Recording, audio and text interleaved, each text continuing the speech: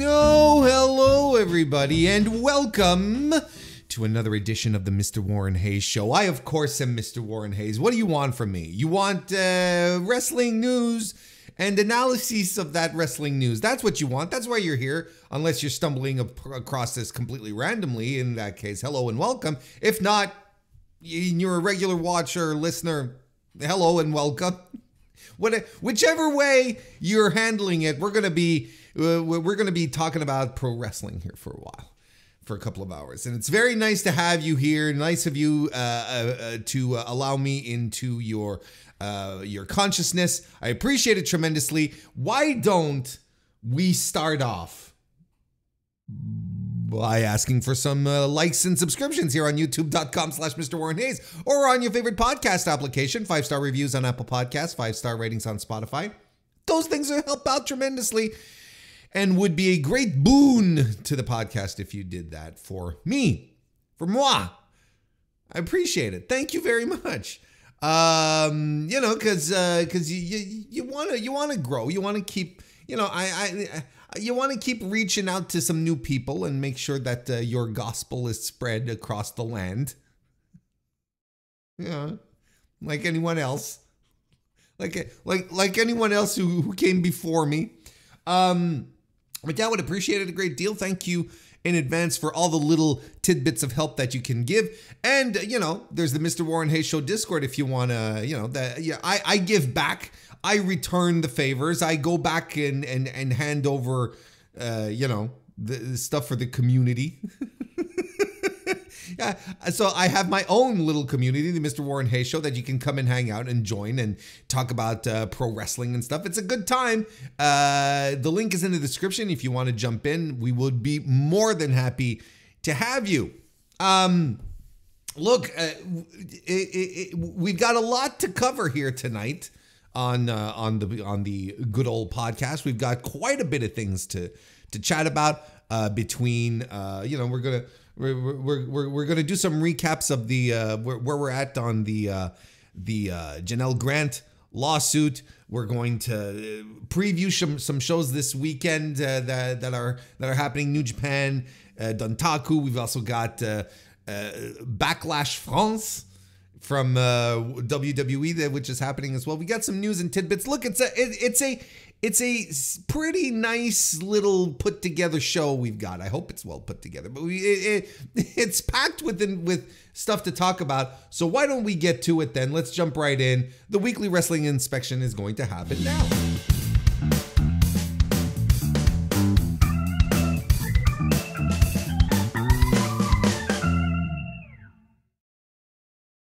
Let's begin the festivities by speaking about by getting a bit of an update on the Janelle Grant lawsuit situation. You know, all of this stuff occurred, or at least it didn't occur. It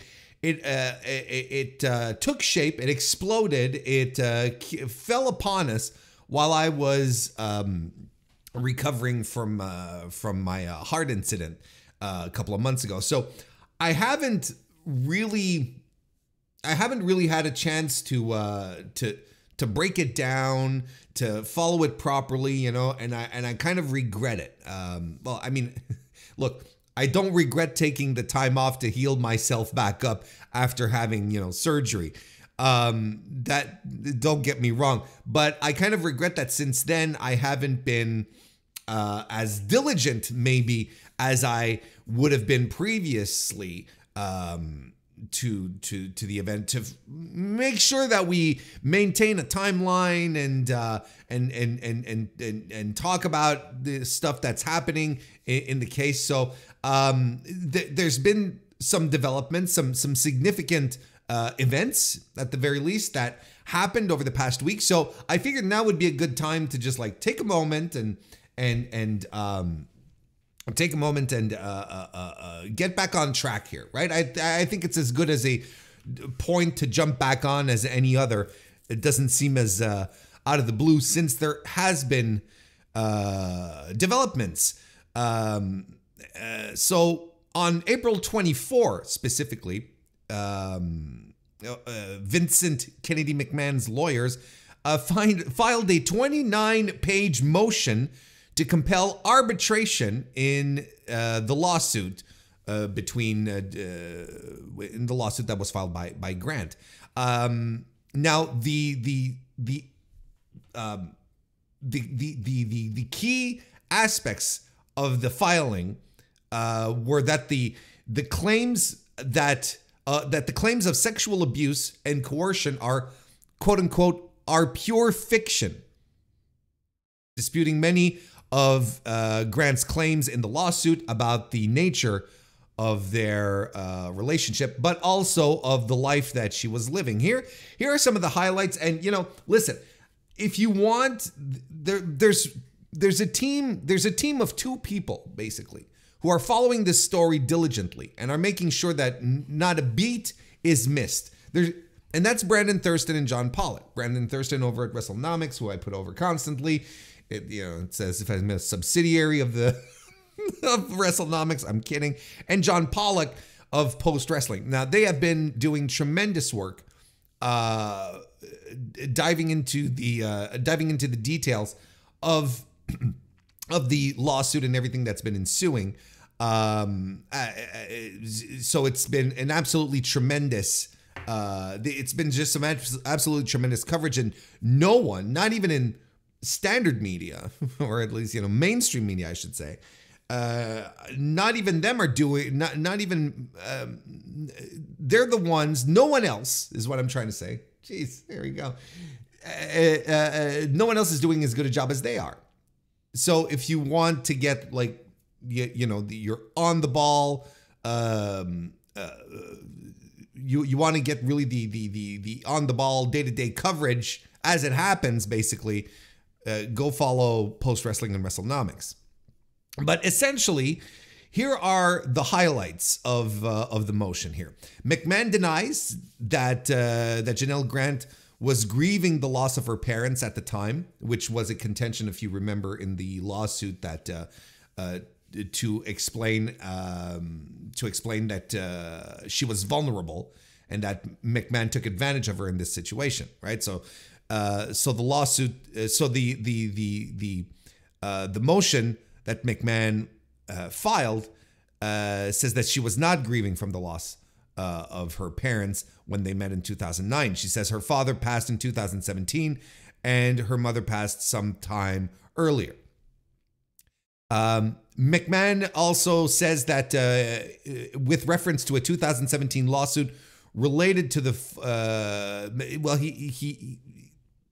he makes those assertions with the reference to a 2017 lawsuit related to the foreclosure of Grant's parents' home that was filed with the New York State Supreme Court. McMahon says Grant lived with her fiance in the luxurious condo complex that she and McMahon lived in. McMahon says it's, quote, nonsensical that the disturbing alleged acts, unquote, that Grant claims occurred before she, quote, returned to her lawyer fiance 4 floors below without incident. Essentially saying, you know, she'd go to McMahon's place, the alleged abuse would happen, and then she'd go home a few floors, you know, below, and that'd be that. McMahon notes that he was never contacted by Grant's fiance, Brian Gonsalves, who McMahon says is a lawyer and an executive for Televisa Univision, and McMahon was not contacted by anyone at the building, any police, any of Grant's friends, or any lawyer about the alleged abusive behavior. So, you know, obviously here Vince is indeed trying to discredit Grant and paint her into paint a picture where she's in complete possession of what she's in complete knowledge of what she's doing, right? She's not like a deer caught in the headlights. She was aware of what was going on, and now she's trying to manipulate whatever was going on into what this is today. Yeah, there's there's also something in the filing that says she had a law degree. I can't remember from which school off the top of my head, but it also said that she has a law degree to further establish the fact that she knows how to make these situations work to her advantage, that she has a law degree, she knows what she's doing, to sort of dispel this idea that she's this, victim, this ingenue victim of the malicious, rich billionaire power broker kind of thing, right? That's what he's trying to do here. We'll get to some counter arguments here because in a few, because of course Grant's lawyers reacted to the filing, but I think one of the things that the thing that is most significant here is that is the denial, is McMahon putting in his filing that, oh well, she couldn't have been grieving her parents because, her father died in 2000. They met in 2019, right? And her father died 2 years ago, 2 years previous, and her mother just some time earlier before they met. So she couldn't possibly be grieving. I think that's preposterous. I think it's that is kind of sad that McMahon considers that there's a time limit on grieving, and it's also very pathetic. And it's disgusting. You can take as much time as you need to grieve. If I lost both of my parents within that short amount of time, they said 2017, and then sometime her mother passed sometime away sometime earlier, like within, I don't know, a year, a few months. That'd be taxing. I don't know if I'd be over it in 2 months. Like, grieving continues regardless. And especially if there's a foreclosure lawsuit going on, like, Jesus Christ. Anyway, McMahon's defense in this situation here is that the NDA that he and Janelle Grant agreed to has a clause in it, an arbitration clause. So that's why he's pushing this to go into arbitration, because that's part of the NDA. And this was to be expected, right? I think anyone who was observing this was looking at how this was going to go, completely was expecting going to private arbitration in this point here. And furthermore, is that the NDA signed between them both would have not allowed for the lawsuit to be filed in the first place. So he's basically saying that she violated the agreement, and that's why he's trying to force this into arbitration. McMahon also said that Grant's, quote, outrageous claims of sexual abuse and coercion are pure fiction, plainly intended to garner publicity, and are flatly contradicted by plaintiff's own contemporaneous statements. I'll get on the pronunciation slide just in a bit. Give me a moment here. I'm still climbing up the back. Publicity. Like, this is how Vince's brain works. Publicity for what? Janelle Grant was not a public figure. She only entered the public consciousness because of this. What kind of publicity could she possibly be looking for? Like, if she was, you could argue this if she had been, I guess, if she had been a public figure beforehand. But, this is how Vince's mind works, I guess. Oh, she's out for publicity. For what? She doesn't own a clothing brand. She's not a TV star. She's not a radio personality. She's not in media. I don't know. I completely do not understand.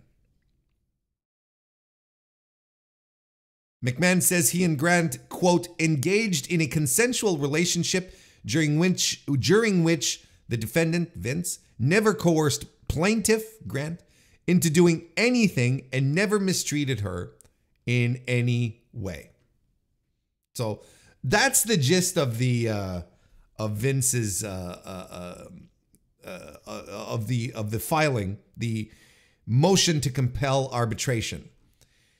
Shortly thereafter, Grant's lawyer and Callis filed a motion to strike the motion, which is something lawyers do,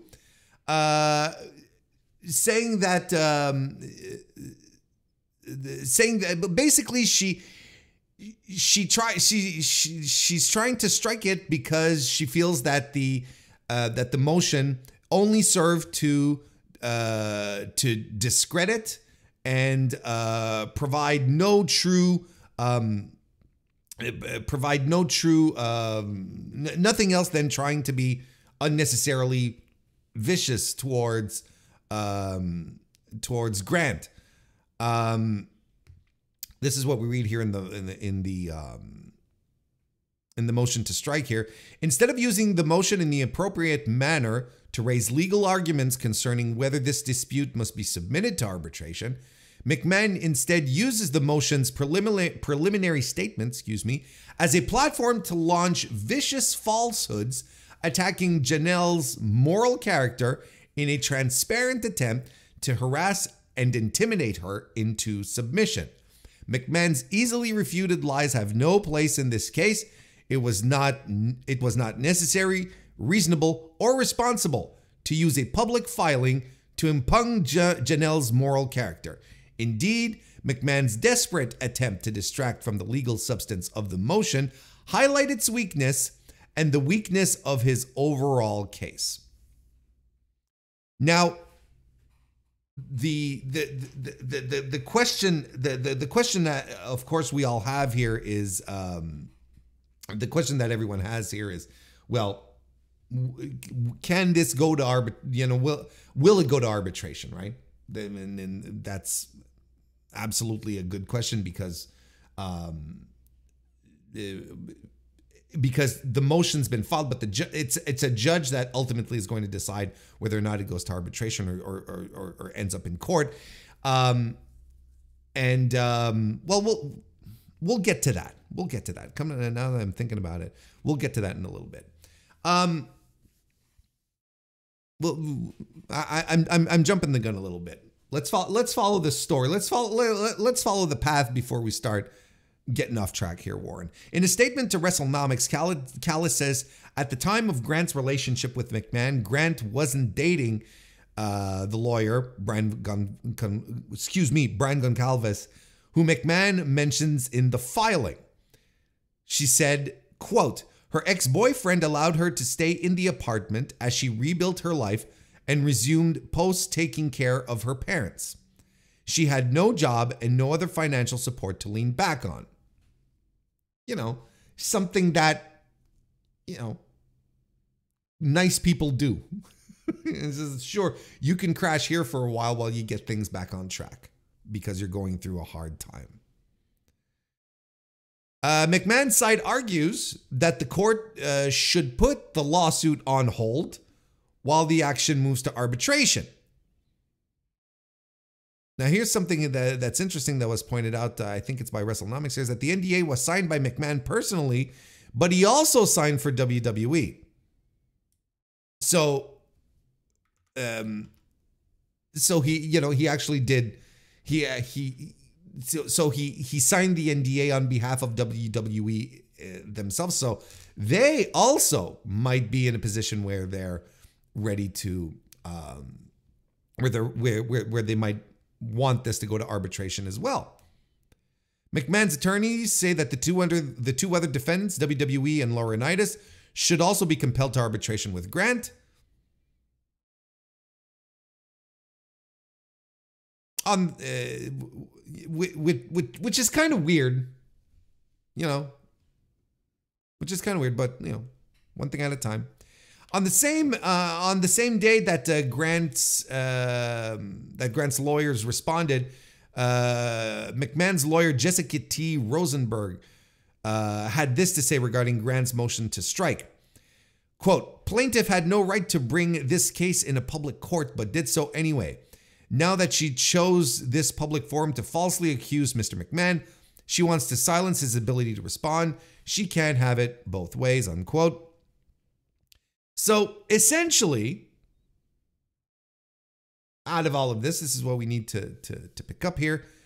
Per Vince McMahon, of course, the NDA included information that would force violations around the contract to be discussed in front of an arbitrator, not a courtroom. That's why they're pressing so hard on this.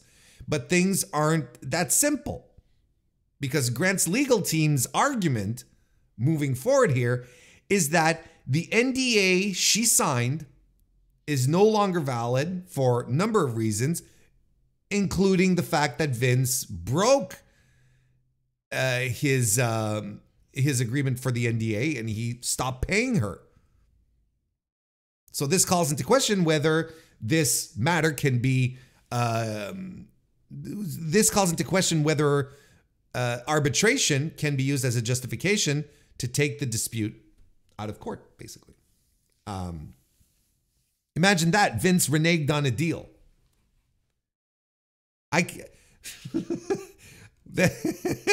Imagine that. So basically, right, if we want to boil it down to its simplest terms,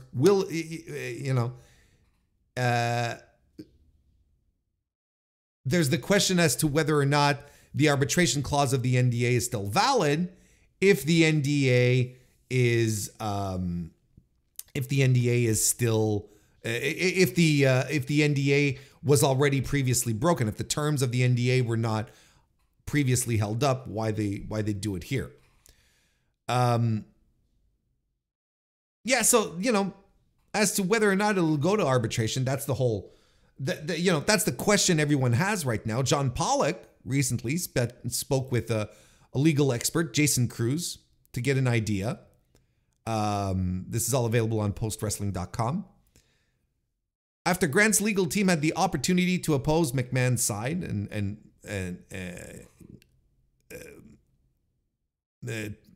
excuse me, let me say that again. After Grant's legal team had the opportunity to oppose and McMahon's side can send a reply brief, Jason Cruz says the court might send the parties to an arbitrator to decide the next stop. This is what he had to say. Quote, the court will decide whether it goes to arbitration or retain. The judge will likely send it to arbitration.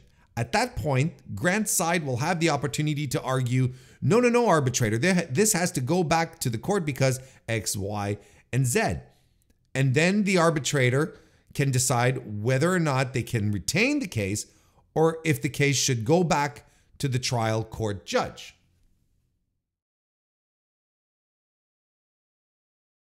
So basically, the judge can send it to, like he says, will likely send it to arbitration.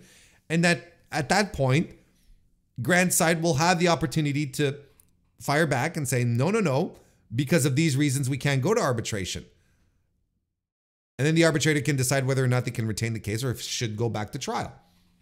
So best case scenario,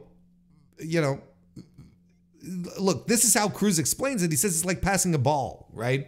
He says the court can decide whether the case should go to arbitration. The arbitrator can then decide to send it back to the courts. This is to say, if the dispute heads to arbitration, it could also find its way back to a civil suit. So there's still, we're still trying to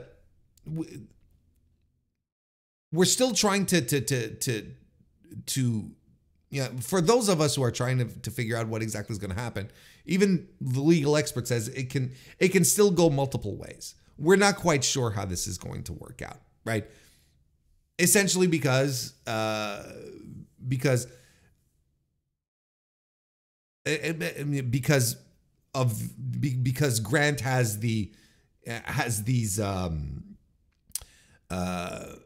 arguments in regards to not requiring to go to arbitration and go directly to court. Vince wants to keep this, of course, as hush-hush as possible. It also depends just how far Grant wants to go as well. Everyone ultimately, if this goes to arbitration, right? Here's one thing we have to keep in mind. If it heads to private arbitration, we'll never know what was discussed. That's the point of it. It's that it'll all be settled in a boardroom somewhere, like one of these scenes in, your favorite legal drama or Succession, where you have the lawyers in, they're sitting across from each other on a table, sitting across from each other on a big conference table. And this is all settled, this is all settled with an arbitrator who's going to mediate the whole thing and make sure that, things end as smoothly as possible, but with as little fracas as possible as well. Now, the opposite. So if it does go to arbitration, we'll never know the truth. We'll never know exactly what happened. And which is strange because, there's been talks going around. There's been, little rumors, stuff and going around that Vince is very concerned about his legacy and what he's leaving behind. And he wants to clear his name. He wants to make sure that everything is that he's back on the up and up and whatnot. So why is he insisting on doing this in arbitration then? Because if it goes into arbitration, we'll never know if he successfully cleared his name. There will still be that taste left in everyone's mouths where Vince is still a scumbag and wasn't able to stand up for himself in a court of law. Took this elsewhere. Like he's not held. Why wouldn't he want things out in the open is my point. If he wanted to clear his name and he was so convinced that he was free of any wrongdoing, wouldn't he want wouldn't he want everything out there transparent in front of the world? Vince McMahon versus the world once again.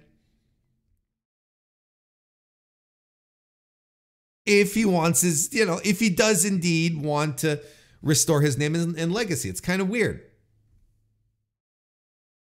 So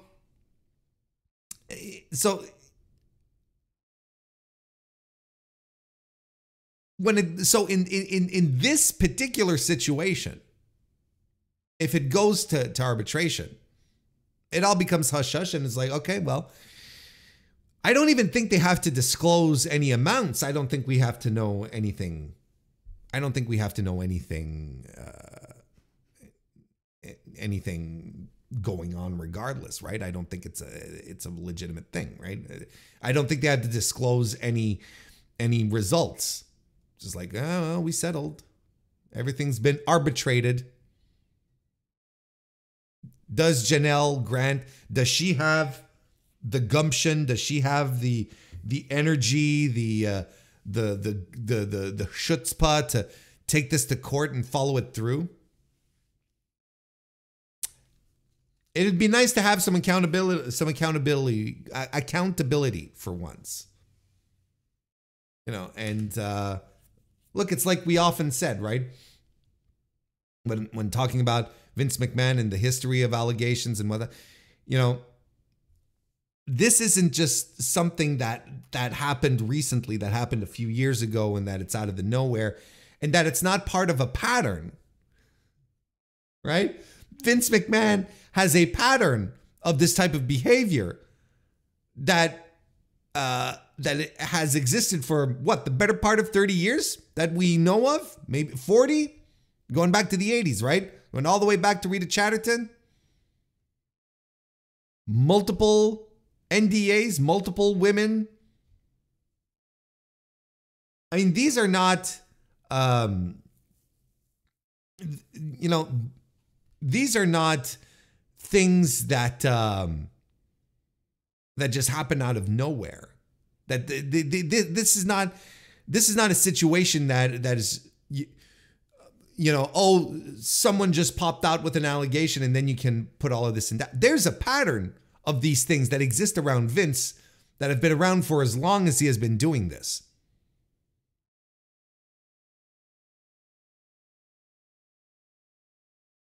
So the dubiousness of them the dubiousness of him being clean here, of this being some, weirdo coming out of nowhere, out of the woodwork for some publicity, is very strange. It's also very improbable.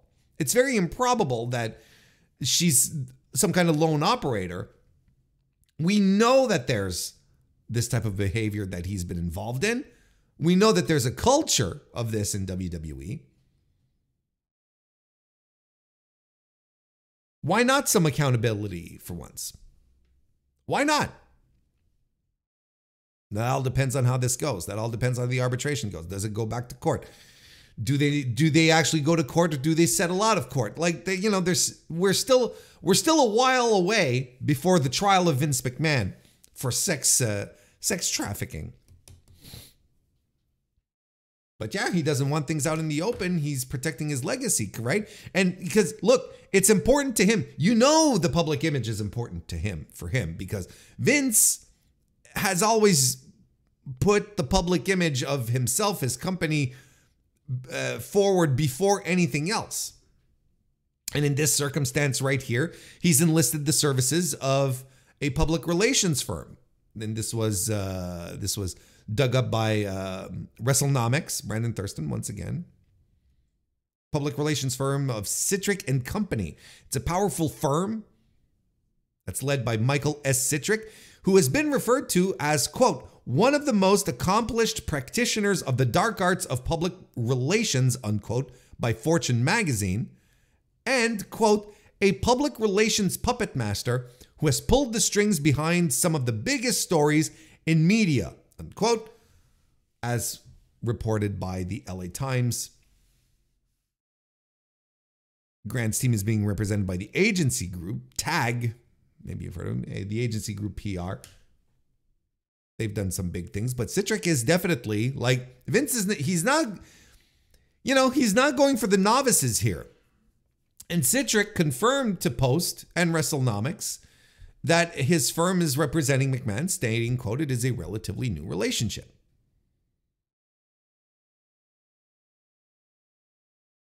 Brandon not speculates, that's the wrong word, posits here that the connection with McMahon came through an existing relationship Citrick had with lawyers Mark Kasowitz and Jessica T. Rosenberg, the legal team representing McMahon. Citrick made clear to WrestleNomics that his team performed their own due diligence on the case before accepting McMahon as a client. We help build and restore reputations, and we help get the truth out, Citrick said of his firm's objectives beyond serving as crisis management. Citrick emphasized to Brandon as well that his firm is known for its work in crisis management, has a wide range of clients, including Roy Disney, Don King, Kobe Bryant, Pepsi, McDonald's, Starbucks, the Make-A-Wish Foundation, and the Daniel Pearl Foundation. In 2021, Business Insider named Citrick among the 23 most powerful fixers in PR. Citrick also noted that their firm terminated a relationship with Harvey Weinstein a few months ago and worked with R. Kelly for a short time before he moved to another firm. Now, why are they mentioning this? Why did they say this to Brandon? Why would they bring this up? They being Citrick, of course, Michael S. Citrick. To me, this is all to paint themselves a picture of, we don't work with disgusting perverts. Right? No, but let's be honest here. This is the firm's own way of saying, look, we try to keep we do our best to serve our clients, but even we draw a line. We won't go into Harvey Weinstein territory. We'll try, but then when it gets too ugly, when things become, when things hit a place where we can't defend them anymore because the allegations, the reality maybe of it is too disgusting, well, we'll pull away. Same thing with R. Kelly, right? Oh, Don King, Pepsi, McDonald's, Starbucks, those are all, Roy Disney. Wasn't Roy Disney? Wasn't he in a bit of hot water?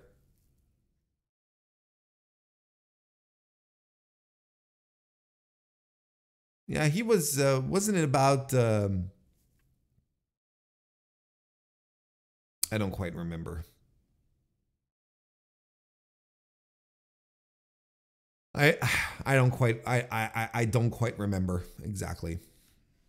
But Walt's brother was, he was embroiled, he was embattled at the very least, but, no one here where you're like, oh, and yeah, we did work with, R. Kelly and Harvey Weinstein, but we can't take it anymore. These guys were scumbags, so they had to move on to other firms. So they're basically trying to show that since we have scruples, we did our due diligence and we've chosen to work with Vince McMahon. He came to us, we looked over the thing, and we're like, sure, we will help him. He's not as bad as a Harvey. He's not as bad as an R. Kelly. Yeah, trust us. That's what this is here.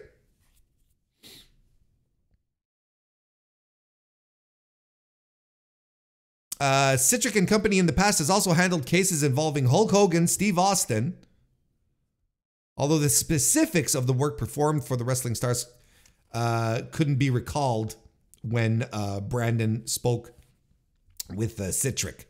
He doesn't disclose the cost of his services, but a 2019 feature with the Columbia Journal Review reported that his firm's fee was $1,100 per hour. Citric also said he's taken on several cases on a pro bono basis. It is unknown what the financial arrangement is with McMahon. All this, and isn't it strange that what was it last week? There was a off the heels of this, there was an article that ended up on MSNBC, if I'm not mistaken, saying that, basically painting the portrait that Vince is living his best life and that he's rescuing kittens and puppies now for adoption, right? Come on now. What the fuck are we doing? This is fucking transparent. Again, it's all fair play. It's all tactics. But the important thing here is, the smart, astute listener, watcher of the Mr. Warren Hayes show gets to, I'm sure you'll understand the strategy here. You'll be able to see through kind of like this curtain of bullshit then, where you're like, oh, well, I see what they're doing here. Again, nothing inherently wrong with it because it's strategies, but, be aware. Be aware that this is how these companies, these situations, how they use media on their side to get certain messages across, such as Vince McMahon loves puppies and kittens.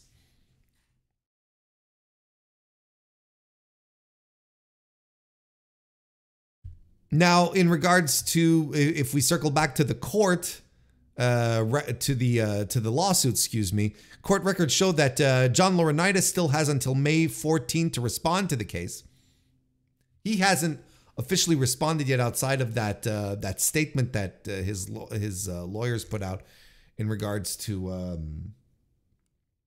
what was it? He in regards to well, he kind of threw Vince under the bus a little bit, and WWE has until June 1 to respond. So this is still ongoing.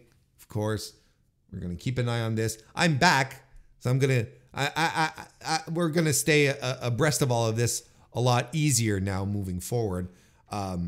You know, it's not an easy thing to untangle, but I'm going to try and keep a close eye on it as things move on. And this is all happening, by the way, while in the background, right? Vince is selling off the rest of his TKO stock, right? Let me pull up this article from The Observer here. This is from April 26, 2024, of course. An SEC filing on Friday evening about Vince McMahon putting up all of his remaining TKO stock for sale was reported by some media outlets as new breaking news, which it wasn't. He had done this about 2 weeks ago.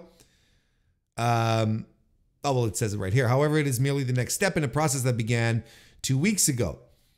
TKO filed a prospectus related to the sale, this is a quote here, related to the resale of up to 8,258,887 shares of our Class A common stock, unquote. That included McMahon's remaining 8,021,405 shares, in addition to, and this is very interesting, 234,424 shares from WWE President Nick Khan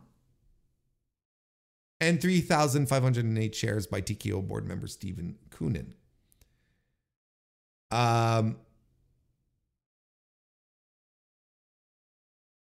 By filing, by filing, it doesn't mean that all the shares will be sold by all three men involved. Brandon Thurston explains this. He says that the process allows the public to buy them and therefore might allow McMahon, Khan, Koonin to get a better deal and complete any transactions with less administrative friction, right? So, you know, it's all, I can't say I completely 100% understand the path here, but I understand the intent of it, right? Where it's just like, let's just sell everything off. Let's just go ahead and sell everything off, or offer them up for other people to buy, essentially.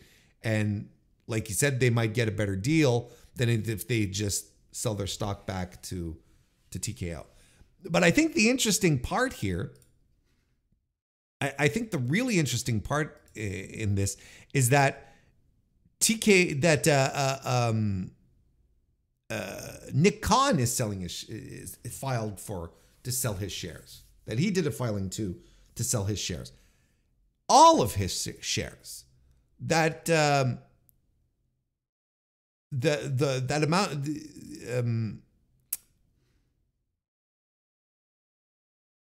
So yeah, that's all of his shares that he's trying to divest himself from, which is very, very interesting.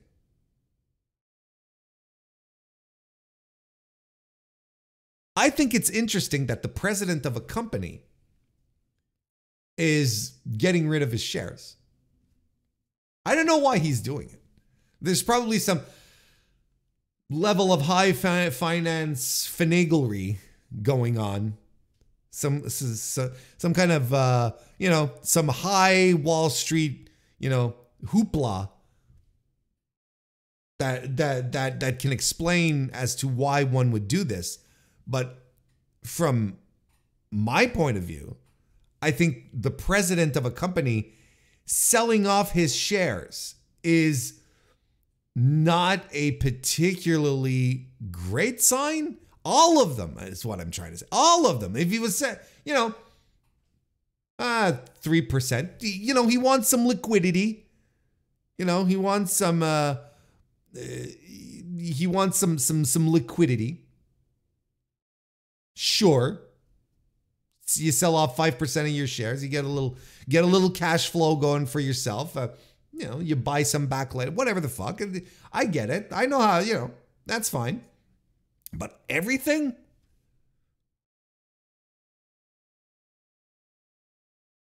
Nick Khan, look,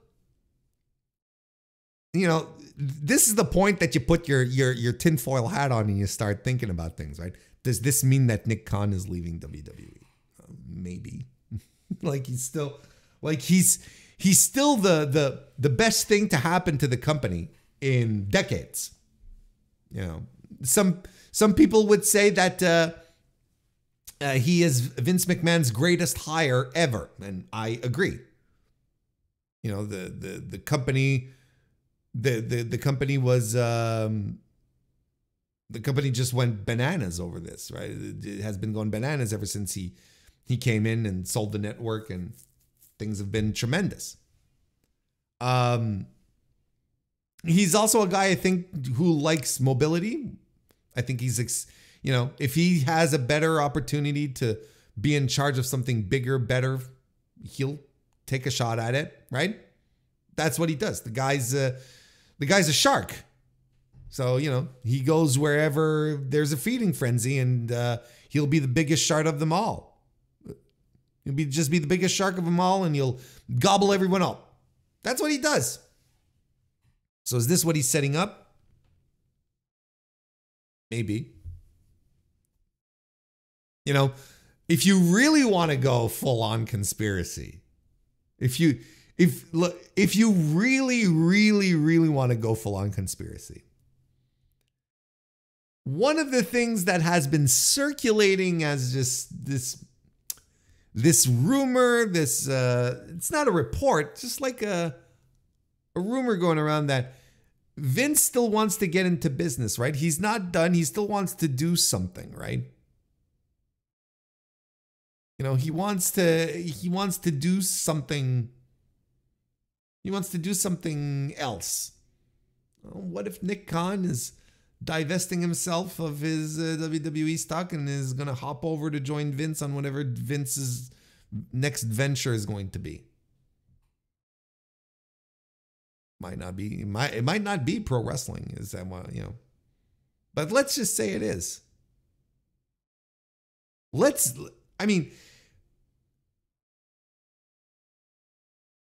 Vince has been selling his stock. But how much, it's worth?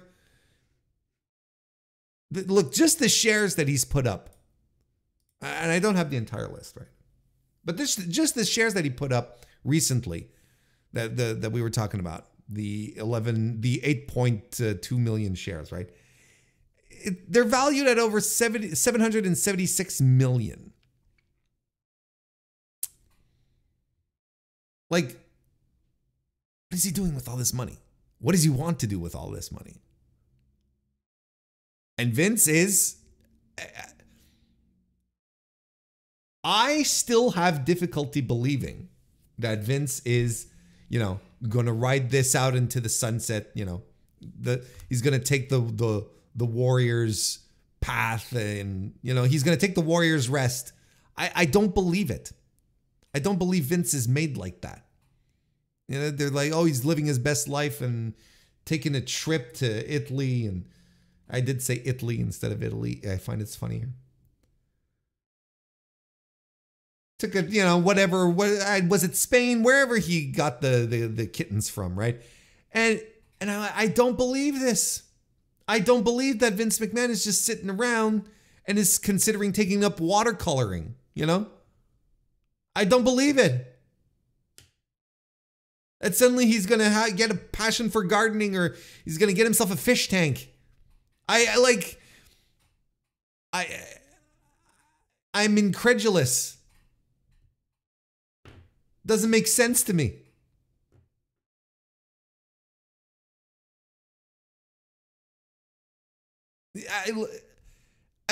Look, this is complete 100% conspiracy hat stuff, right? Just pure speculation, but based off of decades of observable behavior. This is a guy who never took a vacation. Never, ever, ever. who never took time off. All he did was work.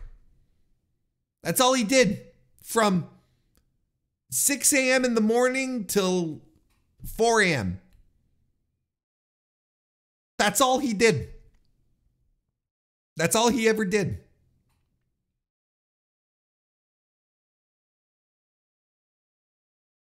What does he want to do with all this money? Why is it so important for him that his legacy be protected, right? Why does he consider that his name has to be cleared to the point that he has to hire one of the best PR firms, in the United States, right? Why does he need to do this? Why is all of this coming together?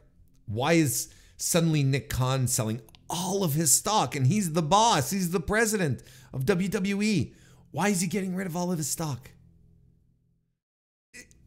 It just, honestly, it just might as well be, it might be coincidence, and it might be that Vince is really concerned about his legacy and what it leaves behind, right? Probably because he wants to write a book. He probably still wants that biopic to be done, right? The one on his life that Netflix had ordered or whatever the fuck, and now they're not doing, right? He probably wants to go to the, what do they call it? The 700 Club, like Hulk Hogan just did. What is it called? The 700 Club? What's that? Is it called? Yeah, it is the 700 Club.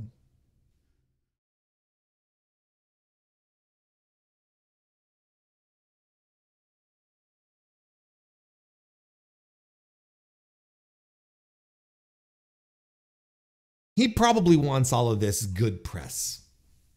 He probably wants some of this.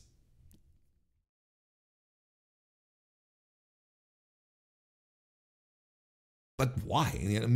Again, why? Maybe he just wants, like I said, maybe he just wants to make sure that everything just wraps up nicely with a nice little bow on top. There you go. We're all done.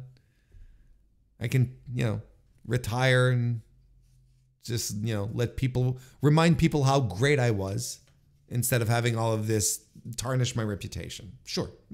Fair. But again, knowing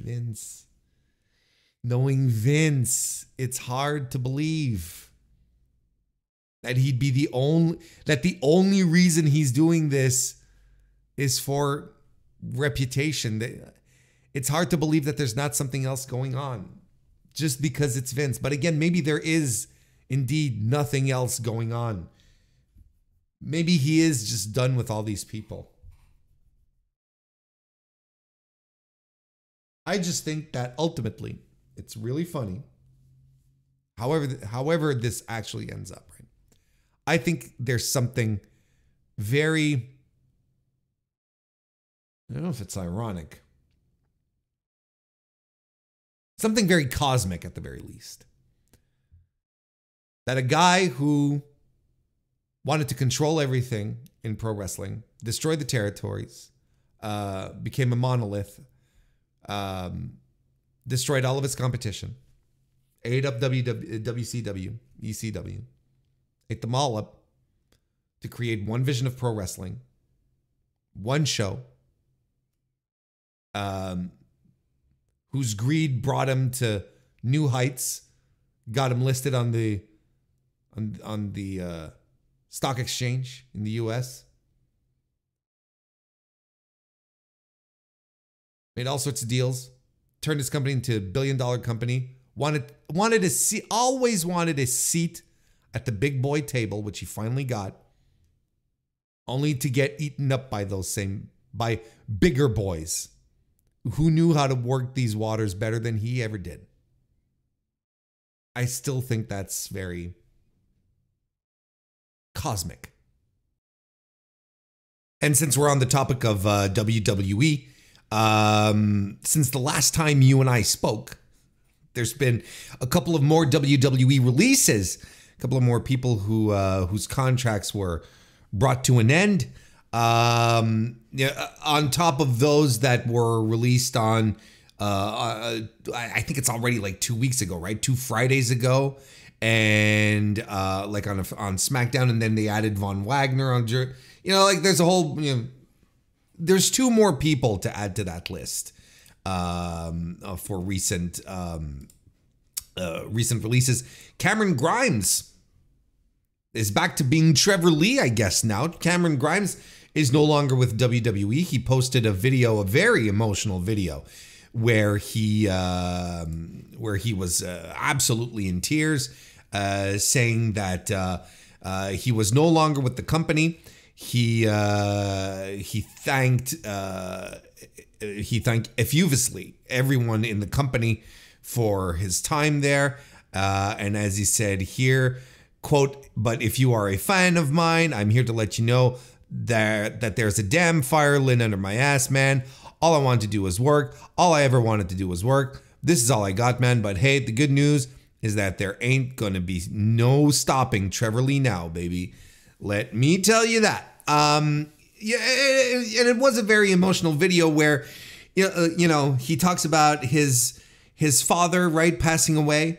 And just before his father passed away, he had told him, "Look, I got signed to WWE, made it, Dad," kind of thing. And then his father seemingly passed away shortly after that. So I can't blame the guy for being distraught and upset over losing something that was very meaningful to him and that he wanted to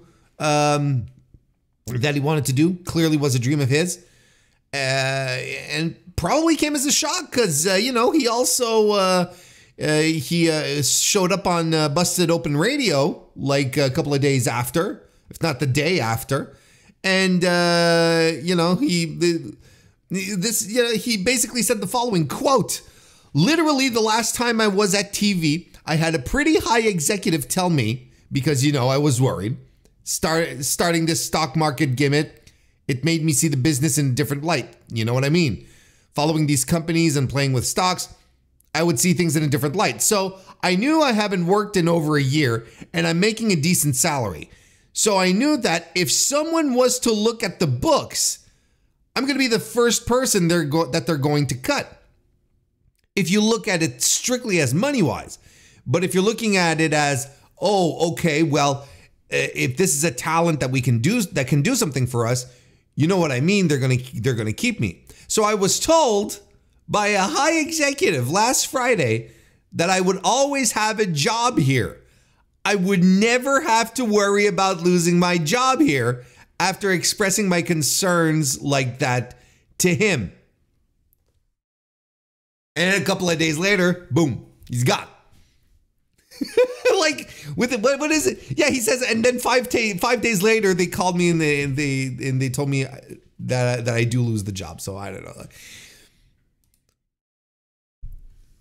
The guy has every reason to be sad, upset, frustrated. Like, he could go through the entire gamut of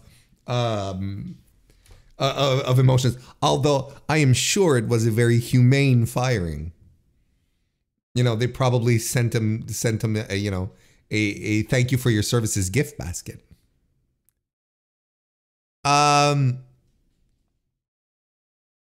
Yeah, it's all sort of nonsense. that situation there. And look, when it comes to Trevor Lee, Cameron Grimes, look, I'm going to be honest with y'all. I'm surprised that he got released.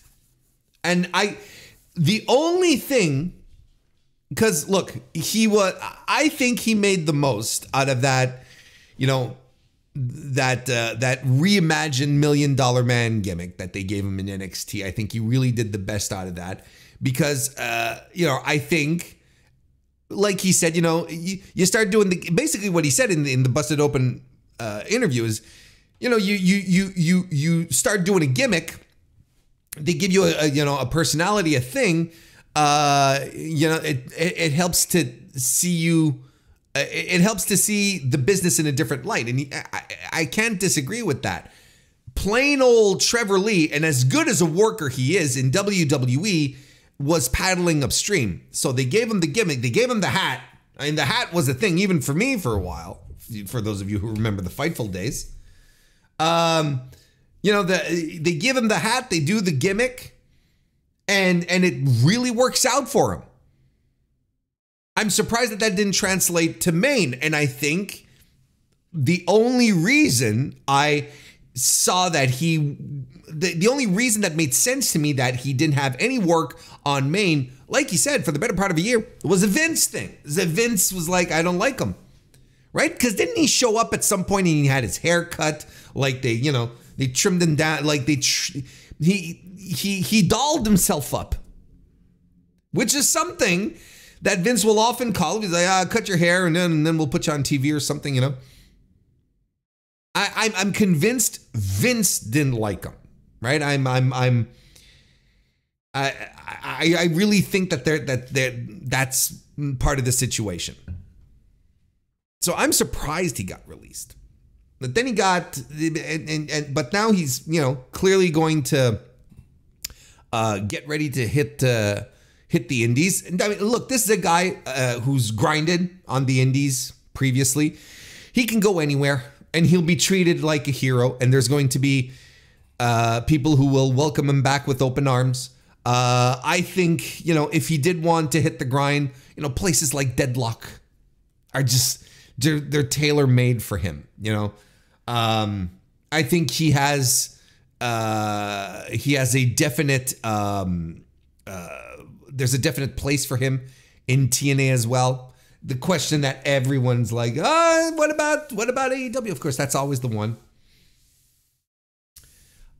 It's a tricky one because of what it's a tricky one because of what Tony Khan is clearly trying to build right now in the company. You know, I am subscribing to the thought process that AEW is in a reconstruction period and that they're letting go of everything that held them down, and they're rebuilding with some new chess pieces and some big time chess pieces on top of that. And I don't know, maybe a year ago, 2 years ago, a Trevor Lee, I'd be like, yeah, for absolutely. Now, I don't quite see where he fits in. I don't see what he can bring to AEW that would be strong enough to trump another member of the roster who is currently, you know, regularly on television or getting a push. You know, that's because ultimately that's the that's the question you should that we always ask. Is it's not even a question of roster bloat. That's not what I want to get into. It's not even pertinent to my point here. My point is who gets substituted. Whose spot does Trevor Lee move into? And does Trevor Lee have the stuff to be much more compelling than that person? And look, there's probably a bunch of you right now who are screaming at your YouTube application, wherever you may be watching this. You're on the bus listening to this on Spotify, and you're screaming, "Chris Jericho, Warren! Everyone hates Chris Jericho." Like, I swear to God, I'm alone on this island, right? I'm, you know, where right now I think Jericho is interesting again. I think he's back on a winning path for himself. Whatever he had started doing with the Lionheart gimmick and, you know, starting up a tag team with Kenny Omega, the babyface bullshit, it never panned out. It just never ever worked. He wanted to work with Kenny and Kenny got sick. You know, that's essentially what happened here. But as an overall package and what can be brought to TV and the amount of TV time on top of that, there aren't many people in AEW who can equate to what Chris Jericho does. That's just a fact. So honestly, like I honestly do not know, you know? And there's a lot of people are screaming, when is Ricky Starks coming back? Well, you can't be like, go Ricky Starks and then be like, go Trevor Lee. Like, I think right now, with how things are set in this roster, this direction that we're developing, and MJF's, I know it was reported that he needed surgery, that PT turned out to not be enough. He needed surgery on his injury. Just rehab didn't work out. So, you know, he's on the cusp of coming back, and MJF is coming back as a big star in a pool of big stars right now. You know, the deep end has gotten deeper, and MJF swims in those waters, and that's fine. I don't see what Trevor Lee has specifically to bring on this level. And don't get me wrong, I think he's a great worker. I think, you know, I enjoyed the gimmick because the stock market, the GameStop stock thing. I thought that was well done because he had committed to it, and he was working off his strengths. You know, like just a hillbilly who got into money and who should have never got. You know, it's the fucking Beverly Hillbillies. That's what it is, right? It's essentially that. But it worked for him, and he's a great worker. So I don't know. I'm not. I don't know where he's going to end up. I think TNA is a nice little spot for him, but you know, I think if he wants to flex his muscle, I think if he wants to really like go hard, you know, I think the Indies will be more than welcoming, and I'm sure he'll, you know, I keep thinking about Deadlock Pro, but it just makes sense to me that he'd end up there, you know, working there is what I mean. And he's probably going to get the call from Paul down the line. Yeah, I feel like this is a guy that they just let go because, yeah, he didn't fit into the plans, and he said I was cutting a decent salary. It was probably, you know, it was a main roster salary. He had been officially called up. He wasn't an NXT dude anymore. So I'm pretty sure it was. We don't have the same definition, he and I, of a decent salary. A decent salary for a professional wrestler on television. Yes, probably, yes. Which is a great salary for just about, you know, everyone else. I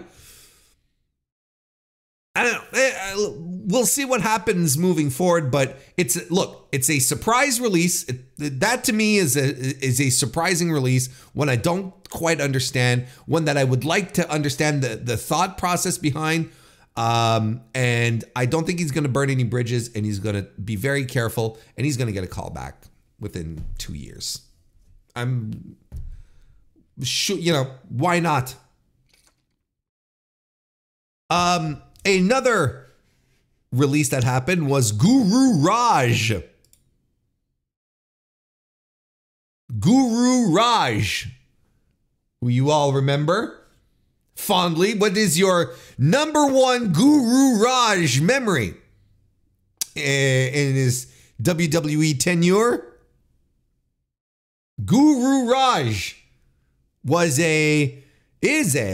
well, he was a wrestler for WWE, so you know, he's still alive. He's not dead, Warren.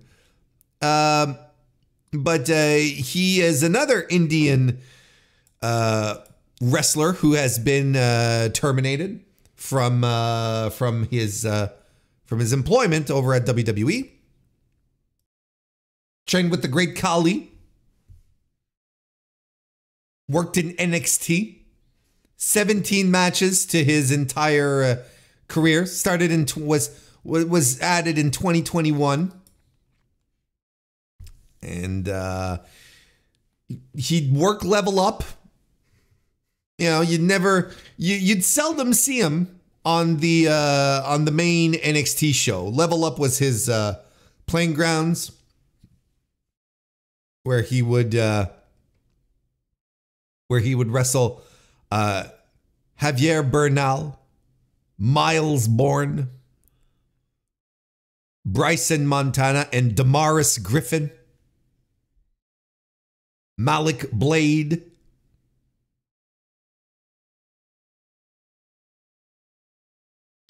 and of course he did the Superstar Spectacle thing a couple of years ago, which was, of course, WWE's entrance into attempted entrance into the.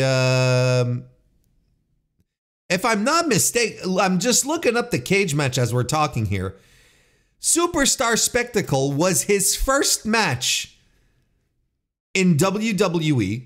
All right, are you ready for this? Because I'm sure most of you do not remember this because you likely did not watch this. And I'm not even pretending that I remember this. It's because I'm noodling around on his cage match profile. His first match in WWE was on Superstar Spectacle against the NXT champion Finn Balor.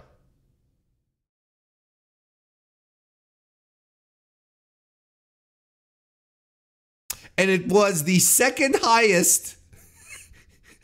It was the second highest rated match on the show. Are you ready for this? According to Cage Match inmates, right? To the crowdsourcing, the match was rated 5.15 stars out of 10. Now, the highest rated match on the show was AJ Styles defeating Jeet Rama.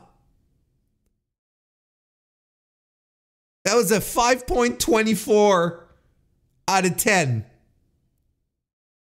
So we're very close here.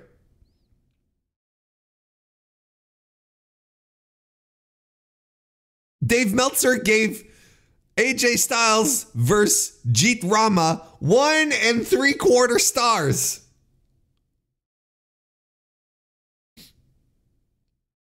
Do you want to know what the lowest match was on this card? Charlotte Flair and Serena Sandhu defeating Bayley and Natalya at a 3.65 out of 10 by the inmates, and it is also one of the matches that Dave Meltzer rated 2.5 stars. His Cage Match has it as their lowest rated match on the card. Dave Meltzer has it as his second highest rated match on the card. It's tied for first, I should say, at 2.5 stars. The other 2.5 star match that we had was Shanky, Giant Zangier, and Rey Mysterio and Ricochet defeating Cesaro, Dolph Ziggler, King Corbin, and Shinsuke Nakamura. My God.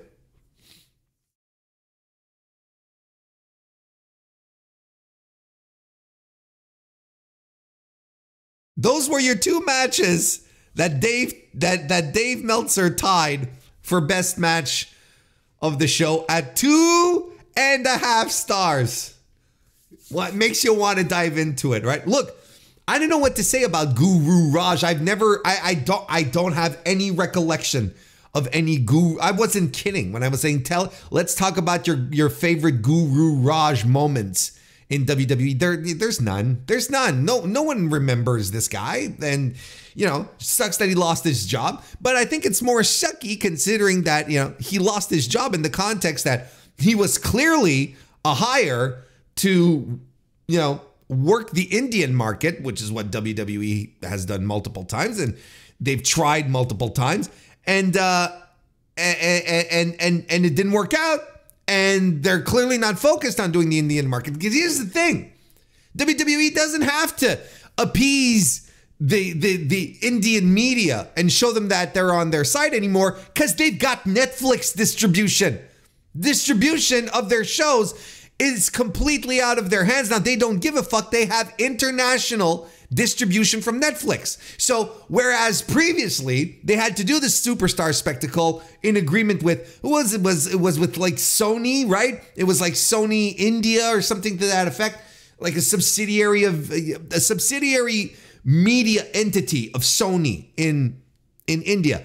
They had got into this partnership to set up superstar spectacle so that it could be broadcast on television. Basically, WWE flexing, showing its muscle and saying, "Hey, look, you know, we will be able to make content specifically for the Indian market. Look, and we'll have all these great Indian superstars, but most of them stunk because they didn't have any experience."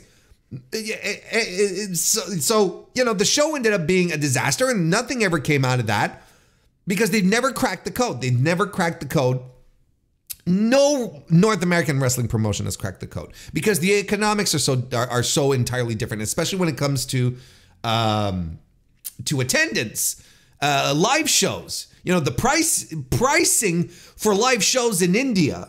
Like everyone always here. I'm trying to say too many things at once. Everyone always says, you know, it's the biggest democracy in the world. There's like a billion people who live in India. I might be exaggerating. I'm most definitely exaggerating, but you know, like it's the most populous country in the world, and there's so many people there. You got so many fans, but it's also a very poor country. You do have a well-paid class of people there who make good money, but there is terrible poverty and live shows, so on and so. The pricing over there is much different, much lower. It wouldn't make sense for WWE to go there and start dishing out, you know, putting on show after show after show when they're taking such a tremendous hit in the pricing to just get people in the building. Because if they price it, if they would price it in India what shows are priced here in North America, no one would go. Just no one would go, right? And when they did the tour with Jinder when he was WWE champion, didn't they? My memory's fuzzy. I shouldn't be going down this path unless I'm really sure. But they canceled shows. Like they were supposed to do a full tour, but they ended up canceling some shows. Am I not mistaken? Am I completely off track here? Yeah, I'm not on my mind. I'm not out of my mind. They had planned a 2-night tour of India, if you want to call that a tour. 2 nights, you know. Some would call that a residency. No, it's not a residency. Not at all, Warren. Anyway. And they had to cancel night 1.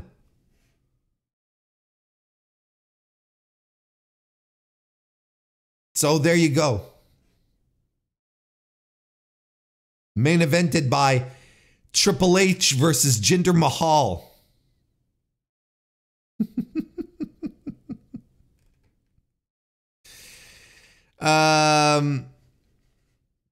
Yeah, wasn't it supposed to be like Kevin Owens, but then he got hurt or something? I'm pretty sure it was supposed to be Kevin Owens. Anyway,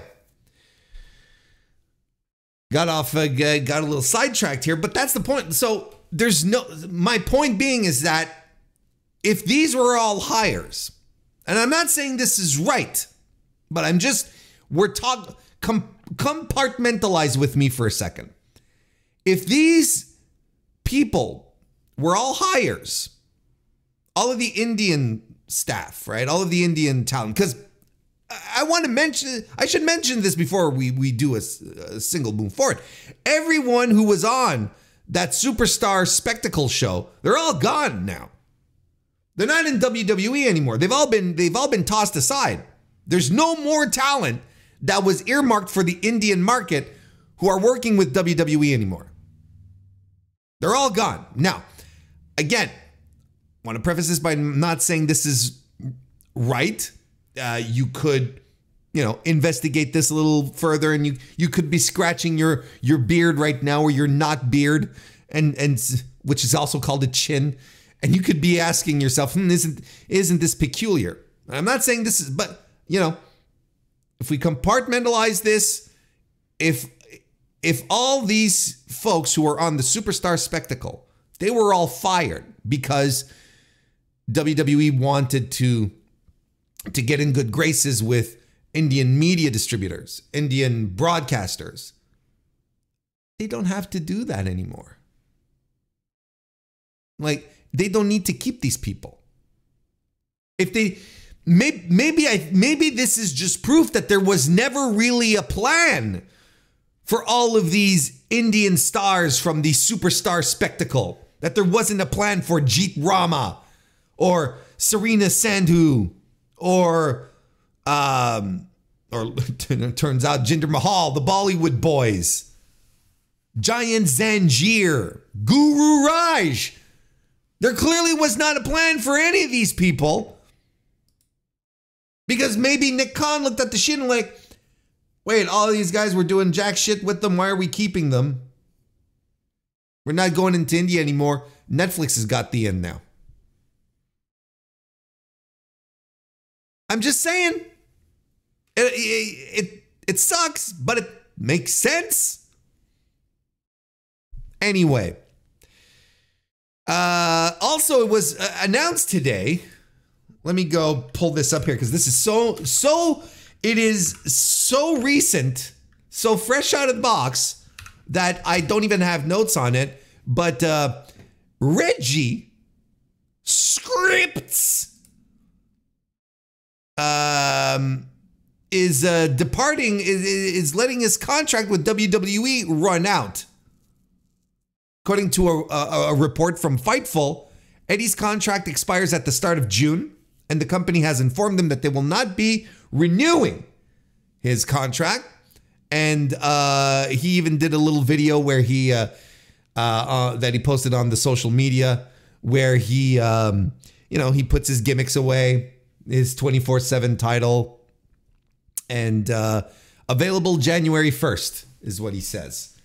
He could probably start sooner because non-compete clauses are illegal now. No, they're not just yet, right? There's like no, not quite yet. The non-compete clauses, right? The FTC in the United States ruled that non-compete clauses were illegal now, but there's a grace period. There's like 120 days for companies to get their shit together and whatever, find loopholes and add new stipulations to their employee contracts and all that bullshit. Am I bitter? No. Towards corporations? Do I think that low of corporations? No. Anyway, he's done with WWE, at least for now. He intends to continue wrestling, which is fine. I don't think there was ever anything really special out of him. He was formerly an acrobat who performed for the Cirque du Soleil before his main roster debut in 2021, where he was brought in, if you remember this, as Carmela's sommelier. Right, the wine guy. Then he came in, and then he was the love interest of Nia Jax, because I'm sure Vince got a big kick out of Nia Jax being in love with such a smaller guy, and then they moved him to. He did the 24/7 gimmick. Then they moved him to NXT, where they put a mask on him and started calling him Scripts. That's straight from the mind of Shawn Michaels. And then he was recently partnered up with Out the Mud, the GTA cosplayers. So that's his path. He's going to do some GCW dates, and Brett's going to get a kick out of it, and Fucking Joey Janela is going to get a kick out of it. He's going to do some scramble. I honestly, look, I don't know what Reggie has to offer. Honestly, TNA might be super interested in him. I feel like he has the look, the personality. He's the type that would fit in just right with TNA these days. I wouldn't want. I don't know what to do with him. Like, I don't know why you're looking at me and asking Warren, what would you? I don't know. I wouldn't give him a look. I don't know there's nothing really interesting about him. Again, sucks that he lost his job. I'm glad he's going to keep on wrestling, and let's see. I mean, look, he's been with WWE for what, 2020 is when we said he debuted? No, before that. No, with 2020. No, that's right. Yeah, when he started in 2020, right? He's been with WWE for basically like almost a full 4 years, right? But, you know, he's used to a certain amount of things. You know, will the indie grind be something he'll be excited about? You know, is he going to reach back out to his pals at Cirque du Soleil and maybe do a wrestling themed show?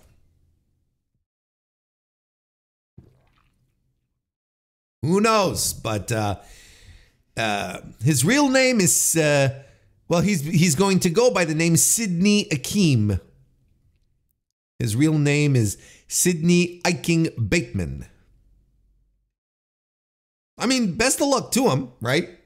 And maybe he'll end up surprising us all, but you know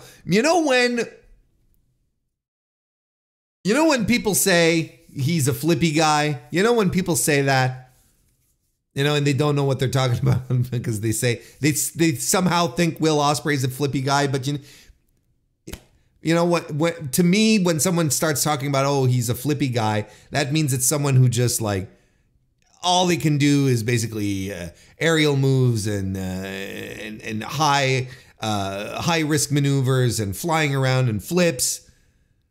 That's all they do, and there's no fundamentals. There's no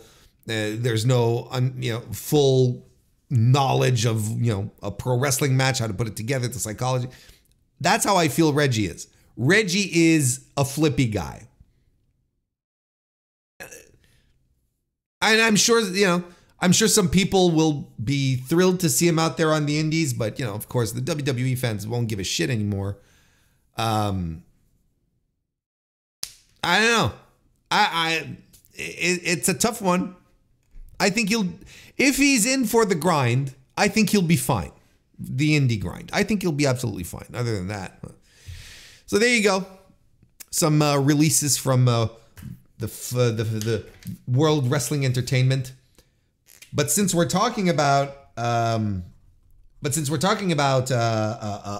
releases and contracts and whatnot, well, Drew McIntyre re-signed with WWE, and we sort of learned that in the most obtuse way possible, and it was in a caption on an Instagram video, I should say. The Rock revealed that he had signed a new deal with the company, he being Drew McIntyre. It's like, okay. And so there you go. So it's done. We had been on contract watch, I guess, with McIntyre a little bit, where we had been thinking of, oh well, is he really going to leave? There were a lot of grumblings that he was not necessarily happy, that both sides were working on terms for the contract, but they couldn't find an agreement. So there was a lot of speculation that was going along that, hey, you know what? Maybe Drew is done and he's going to show up on Dynamite, which is absolutely fair speculation. But, while I entertained the idea and I thought it might be cool, I never really sunk into it and like, oh yeah, there's a very good chance that this will happen. I never thought there was a very good chance. In fact, if it did happen, it was absolutely the off chance that something just completely broke down, and now it's broken down, and it's now everything's settled, I should say. And he's locked in for a few more years, and why wouldn't he? He's making tremendous money, and he's about to embark on a feud with CM Punk. The only thing I think that's kind of a shame here is that The Rock, Dwayne shouldn't have given the announcement on social media. You know, I think it could have been fun to, you know, do the Summer of Punk thing, but with roles reversed, with Drew, like, you know, beating CM Punk and, you know, walking out of the company, quote unquote, you know, just keeping the contract stuff under wraps, right? But, you know, there were signs last year as well, right? There were signs leading into this year anyway that maybe there was some truth that Drew was really uninterested in continuing with WWE. You know, he was losing a lot of matches. A lot of people maybe were like, oh, this could be it. You know, maybe he's slowly on his way out, but he starts feuding with CM Punk. From that point on, I'm kind of like, unless they really want to put Punk over huge. Well, there you go. So Drew's sticking around with WWE for a few more years. Good for him. Good for him. It's still a good spot for him. And a good spot, another good spot, I should say, is AEW, All Elite Wrestling, for former NWA Women's Champion Kamille. She has reportedly been signed with AEW since February. There was a report yesterday, Monday, as I'm recording. I record this on Tuesdays. Hello. There's a report that came out from Fightful saying that she is heading to AEW, and she's actually been signed to the company since February. Her NWA deal ran out on December 31st, 2023. And she had posted some videos about her free agency. The 31-year-old, I'm reading this off of the Observer website. The 31-year-old recently answered a question Twitter had. Excuse me. The 31-year-old recently answered a question Twitter. The 31-year-old recently. Who did Dave write this? Josh Nason. Josh! Dave's rubbing off on you. The 31-year-old recently answered a question from Twitter that she had been signed. I added the from there for it to make sense. Get on with it, Warren. The 31-year-old recently answered a question from Twitter that she had been signed somewhere since February, later joking she thought the person was asking about autograph signings. Her last match was in November 2023. For a North Carolina indie promotion. No other information was provided in terms of starting on TV, length of deal, or any promotions. Blah, blah, blah, bleep, bleep, bleep, bloop. So, I think this is a very interesting pickup. I think, look, anyone whose opinion I truly trust who had been watching NWA throughout the past couple of years, especially last year, systematically would come back and talk about their viewing experience, saying, look, all of this sucked, but Kamille is always a bright spot. Kamille always brings it. Kamille always has something to offer. Now, I haven't seen Kamille properly wrestle since the Empower show in St. Louis a couple of years ago. I think I feel kind of bad now saying that. You know, outside of clips, like me, outside of me sitting down and watching, and watching a Kamille match. It's been a while, so I can't really speak on where I think she is now and how she's going to fit in, right? But I am curious to see just how much more of a complete product she is. I think one of the things people might not realize about Kamille is that she's like she has an impressive physique. You know, she looks huge, but she's not.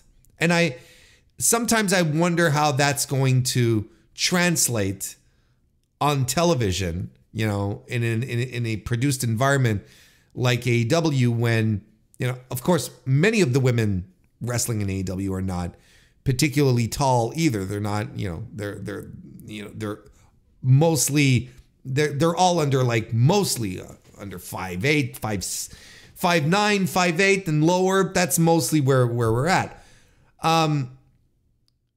So I don't know how this is going to work out. Like, I don't know how much of a complete package she is anymore. The bright spots that she had on NWA that everyone kept raving about, from that everyone kept talking about, also came with the caveat with, oh, well, this was a plunder match. This was no DQ. This was where she could use all sorts of gimmickry to, you know, mask the weaknesses, highlight the strengths, right? And that's absolutely fair. As a promoter, you should do that, and you should watch out. I've seen Kamille have very good matches, right? And I've seen Kamille wrestle since Empower way back when. Let me take a look here. I'm sure I'm forgetting something, because I feel I've seen her had a really good match on TV.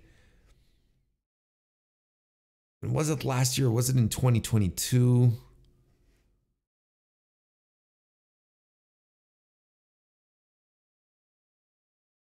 Wasn't her match again at NWA 74 against Max the Impaler? Wasn't that a blast? I think that's probably the last match I really saw. Let me take a look here. Wasn't that one really fun?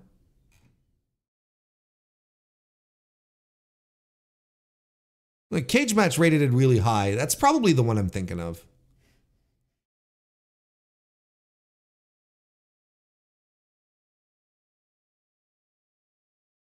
No, I watched a few more of her matches in 2022. I'm outright lying. I've watched her wrestle since that. Since Empower.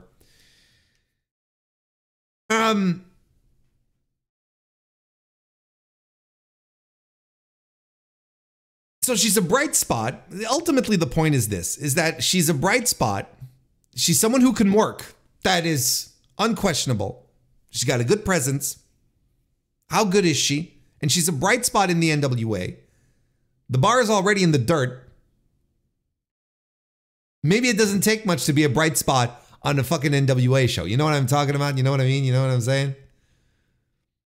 But then if she comes into an environment where there's already a lot of, where there's already tons of bright spots, well, what do you do? And the women's division is, in my opinion, more competitive than it's been.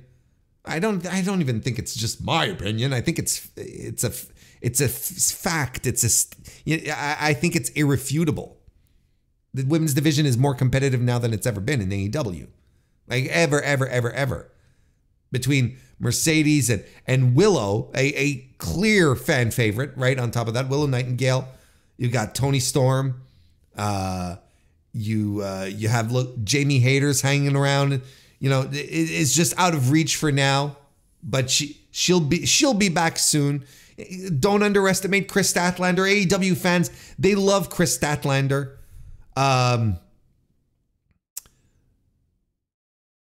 you know, there's a lot of jockeying for a lot of big spots. You know, Julia Hart was elevated into title pictures, into form, you know, into championship material. Sky Blue's been improving.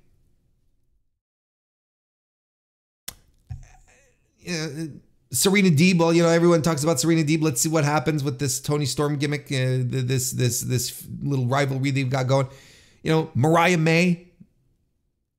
The AEW women's division is so competitive right now, and I think it's on levels of interest that haven't been there for a while. So Kamille coming in at this moment, maybe it's a little bit like, you know, earlier when I was talking about Trevor Lee, Cameron Grimes, where I'm like, she comes into an environment where she clearly has to bring something, otherwise whose spot can she take, right? Whose spot can she take where she clearly brings something more to the table than that person? And don't forget, there aren't as many spots on AEW television for women, and Britt Baker is waiting to come back too. Like, you know, there's a lot of stuff here where I'm just wondering. I'm not saying that she won't be able. I'm saying I'll be very curious to see how this develops, excuse me, moving forward. Will Kamille be able to to carve out a little niche for herself, and hopefully a big one, where she can continuously get booked and so on and so forth, and have a push and become a champion, you know, whatever, you know, sky's the limit, you know, for her. It's all up to her. It's all up to booking. How is all this going to come together? I don't know. We'll see. But I think look, if I'm Tony Khan, I'm picking her up. I'm absolutely picking her up. That to me is undeniable. Throw her, at the very least, you can throw her over to Ring of Honor. And look, we were talking about, you know, women. People are begging for Athena to be back on AEW television. You know what? Like, she's arriving in in the same reconstruction period that I was talking about for Cameron Grimes. She's in the same environment. What does Kamille have to offer? Again, competent wrestler, good worker, good presence, terrible promo. Let's just get that out of the way. But not out of place. I'm not out of place. Probably in Tony Khan's shoes, I would have done the same thing. You bring her in, you kick the tires on her. Queen Aminata is another one that's up and coming, and people are really developing a like for.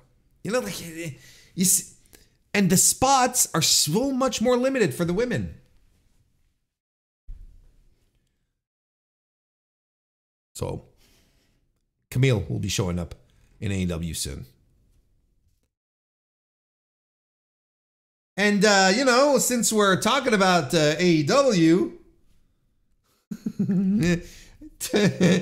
Tony Khan. They had the angle last week, right?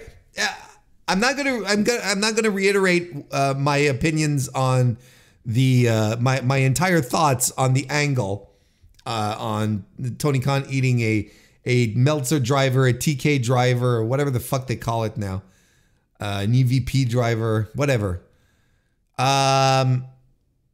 I covered that on the Dynamite review last week. So if you want to hear my full thoughts, go right ahead. Spoiler alert, I loved it. I thought it was great. So that thing happens again. So, you know, the point here of this segment is not to rehash all of this. It's been a while too. No, the idea here is that Tony Khan showed up on, because it was the NFL draft was starting the very next day. So everyone was laughing and saying, Tony Khan has to show up in a neck brace. He has to show up in a neck brace. He has to show up in a neck brace. And God damn it, he shows up on NFL, on the NFL draft, on the NFL network, on whatever other networks it was on, ABC, whatever the fuck, very next day. And he's got a fucking neck brace on. And I'm just laughing. I think it's great. You know, and everyone seems to be having a bit of a gas with it too. You know, no one is outright, no one on the network is poo-pooing it. They're all like, "Ah, look, it's pro wrestling." You know, in pro wrestling, in football, they go hand in hand. It goes hand in hand.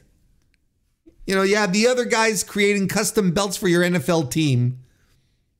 And, you know, the other guys, you know, they do the touchdowns and they do wrestling moves and hand gestures and whatever the fuck. Hand in hand.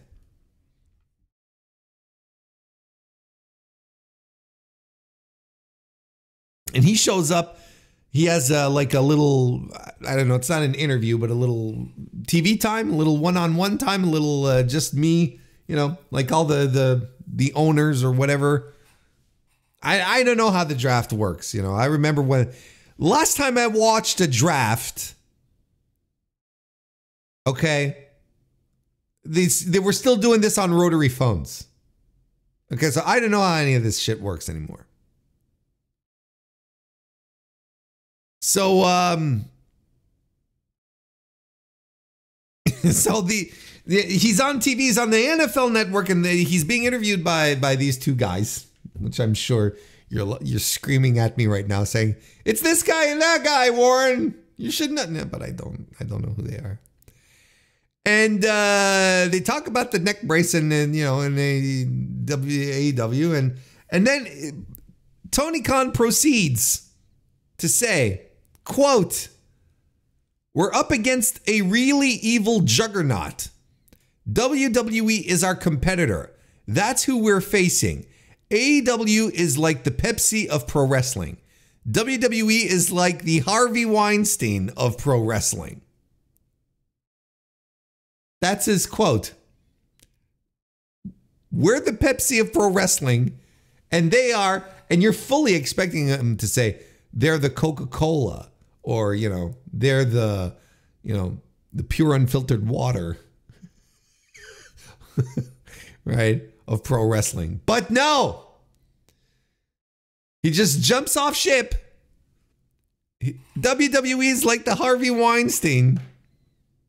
I think I've pronounced Weinstein 6 different ways since the start of this podcast, of wrestling. So obviously he's referencing, you know, Vince, everything we talked about from the start of this this entertainment extravaganza here.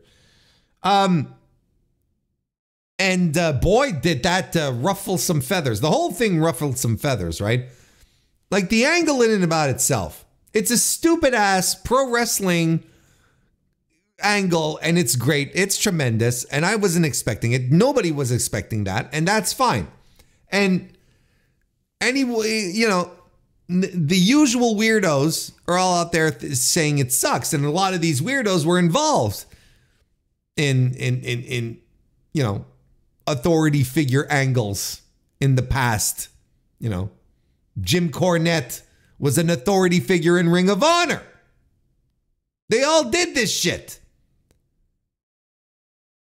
Eric Bischoff trying to take the high road on this.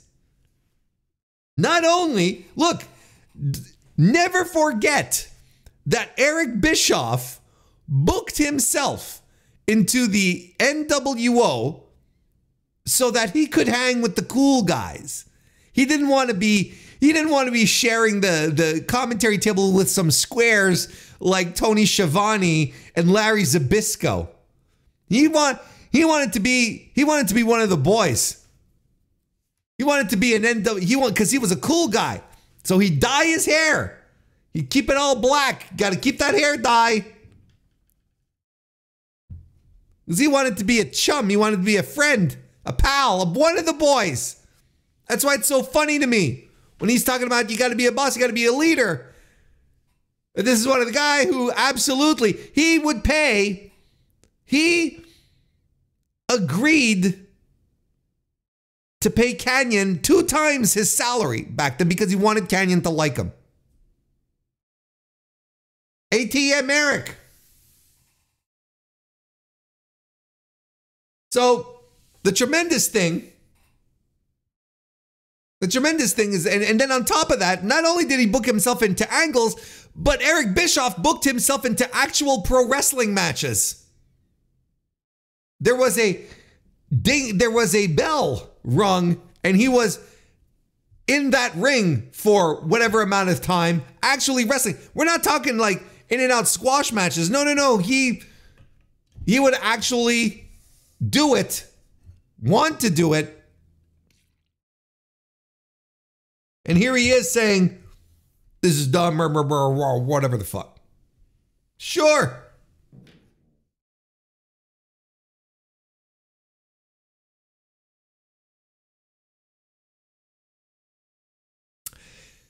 But outside of the angle that, you know, the comments happen, and again, people lose their shit.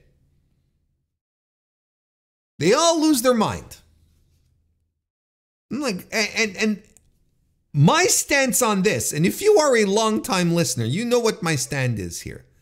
I don't know why anyone spends any time defending a corporation, standing up for a corporation in and about itself.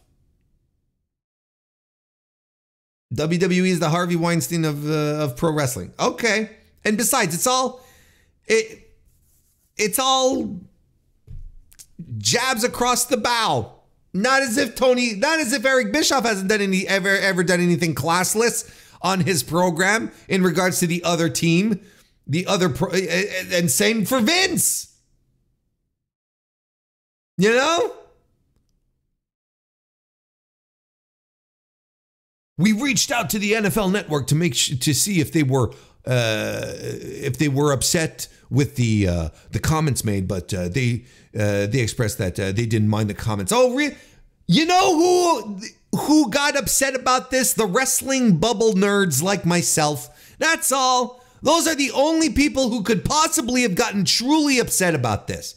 The wrestling bubble nerds. Joe Sixpack, who's seeing this on his TV, you know, he's watching the draft for the football thing, not for Tony Khan trying to sell an angle, but he's watching this and he's WWE, the Harvey, like, he doesn't give a shit. The only people who cared are the nerds, and I'm including myself in this. And the only reason I care is because of the overreaction that happened here, per usual. Just because I don't see the big deal. I don't understand what the big deal is.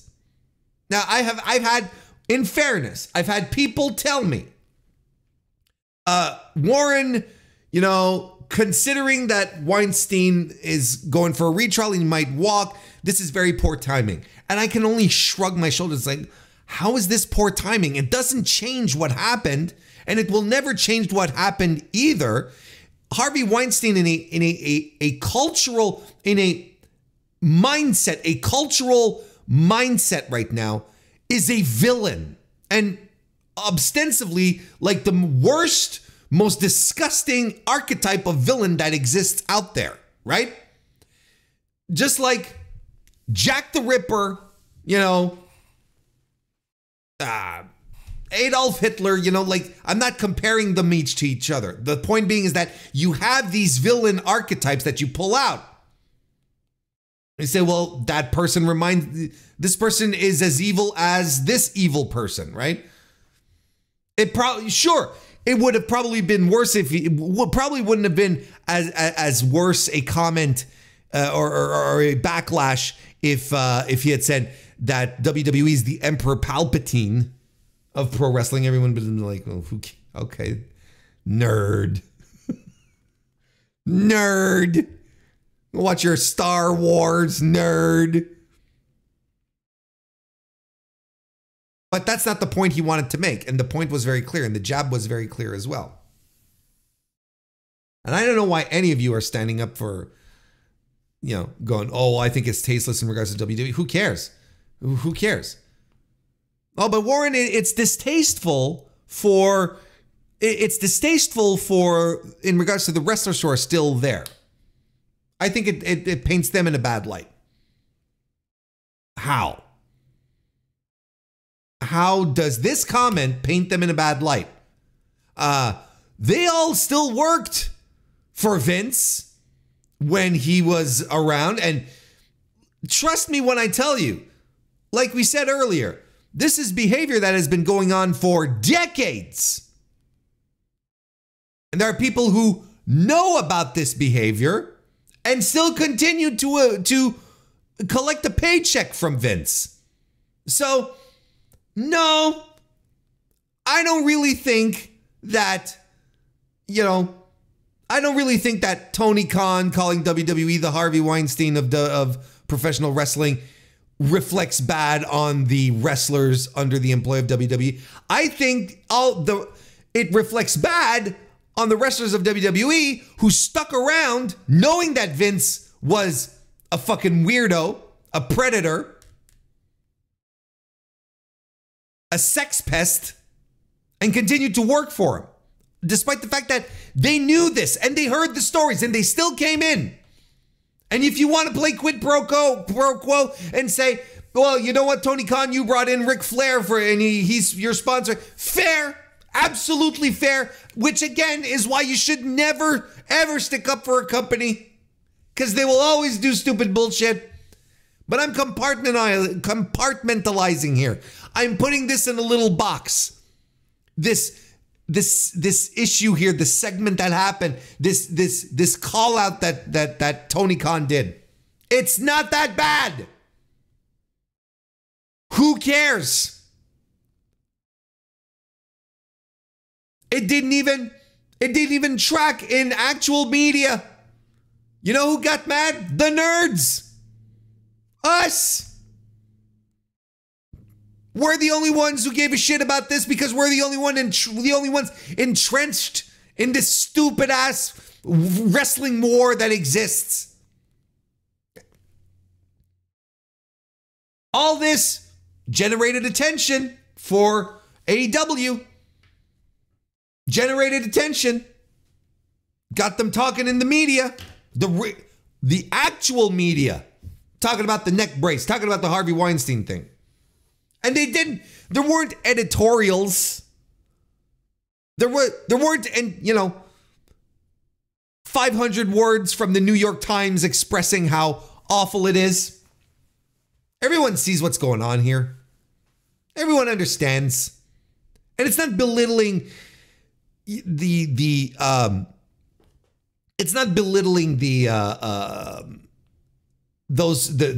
Weinstein's victims. It's not trying to take away their suffering or bringing it back.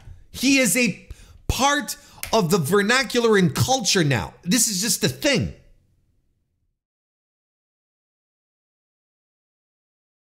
But it got attention. That's what he wanted. He being Tony Khan. That's what he wanted. Now, I talked about this a couple of weeks ago on the Dynamite where we talked about the footage. If you go back and listen to that. And I will reiterate this point here because everyone kept saying, there's a lot of people saying, he shouldn't have done it. It's not very classy. I again, blame it on the fact that I've been watching pro wrestling for about 30 years, 40 years. Nothing really surprising. I've seen it all before. How about that? So when you get into this situation, when you get into this, and you're trying to make sense as to why Tony Khan decided to do this, I will hearken back to my footage thoughts. There comes a time where you're trying to take the high road. You try to, not engage, stay aside, but the other guy just keeps swinging and swinging. That's what I talked about with CM Punk. Tony, the Bucks, they all kept quiet throughout the entire thing. But CM Punk would leak shit to media. He'd talk to journalists. He'd do little interviews. He'd do, interviews with Sports Illustrated. Wasn't it Sports Illustrated? Just before the start of Collision, where he continued to bury Hangman Adam Page. Then he leaves, and he drops passive aggressive comments, and then he does the interview with Ariel Helwani. Like, at some point, all of these swings, these jabs, and we're talking just about CM Punk here, but everyone that keeps piling on top of AEW, this whole system of high-level grifters that are convincing an argument of not very smart people, a segment of not very smart people that AEW is objectively bad, that AEW is going to fail, that AEW is truly bad. All these grifters continuously piling onto AEW, never saying anything cool. And then WWE PR working hard to discredit to not necessarily to discredit, but to prop up their stuff. And AEW never getting any positive coverage. There comes a point where you can only take so much punches on the jaw before you have to swing back. That's what I think Tony did with the, that's what I thought Tony did with the footage, with his decision to air it, which, by the way, was practically validated a couple of weeks later when it was reported that Tony had to get it out of his system. I'm going to take that as a win on me, that I had seen it. I was like, no, this is why he's doing it. And it's the same thing why he's doing this here, where he's sick of the shots. He's sick of people coming after him all the time. He's sick of people going online and telling that his new champion isn't worthy, that he's bullshit. You know, there comes a time where you swing back. I don't have a problem with them doing this. I really don't. Especially against the market leader. A company $1 billion company. They can take the lumps. It's fine. WWE is not a scrappy little underdog. It is a massive media powerhouse. Stop it. Stop acting like this is like Tony Khan firing this shot off the bow is gonna somehow dent the good ship WWE. Fuck off.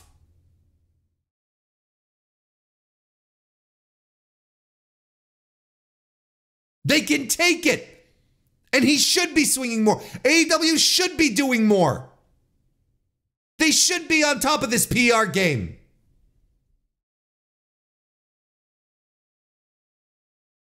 Would I have done it? Probably not. But I'm not running a pro wrestling promotion, am I?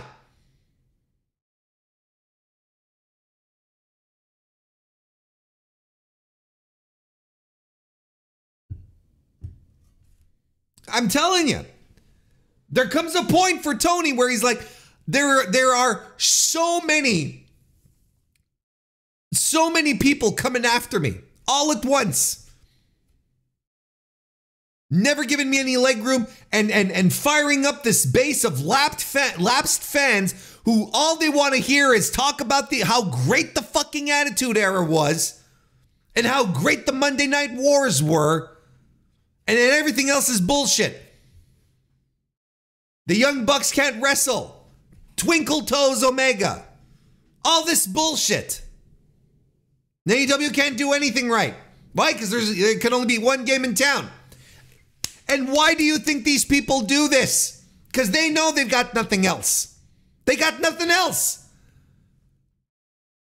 If they were such great business minds, if they were such great wrestling minds, and you know who I'm talking about, if they are all such great wrestling minds, why are they settled in their homes recording podcasts for a living? Because you know goddamn well that the minute that WWE would call them up for a job, they would drop everything. They'd say yes and drop everything and scoot right to Stanford in a flash and said, fuck this podcast. Fuck running after sponsors. They'd be right there in the room as per requested. But they're not. They're not. These great, brilliant wrestling minds.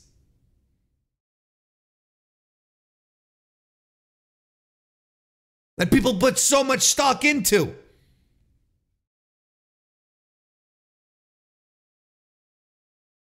Despite having more failures on their resume than successes, objectively speaking. Despite having more failures than successes on their resumes. Somehow these are great wrestling minds that know what they're talking about. Somehow they sink companies. They go into bankruptcies, plural. And yet they are the stalwarts of success. It is fascinating to me that fans of a business which is built on grift, that is built on working the marks, are unable to see through this. Fascinating to me. Because these people will be the first to call you a mark. These people who swallow up this bullshit. They'll be the first on the front lines to call you a mark.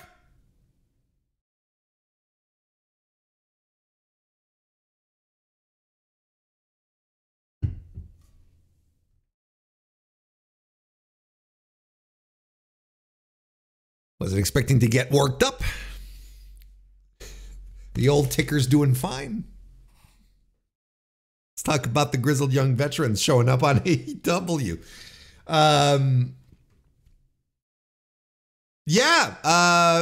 Good. The GYV showed up on AEW this past weekend on April 27 on Collision. They showed up to in a tag team match with the Acclaimed that had been announced beforehand and is ostensibly their AEW debut. It was I'm taking a minute to talk about this because I really like the grizzled young veterans. I thought they were a great staple of NXT UK. Don't forget, I used to cover NXT UK for Fightful Select many moons ago. I did. I cover NXT UK and 205 Live. And there was a third one too. What was the third show I covered? Did I cover NXT proper? NXT UK, and 205 Live. I think that was my beat. For Fightful Select. I'd do that.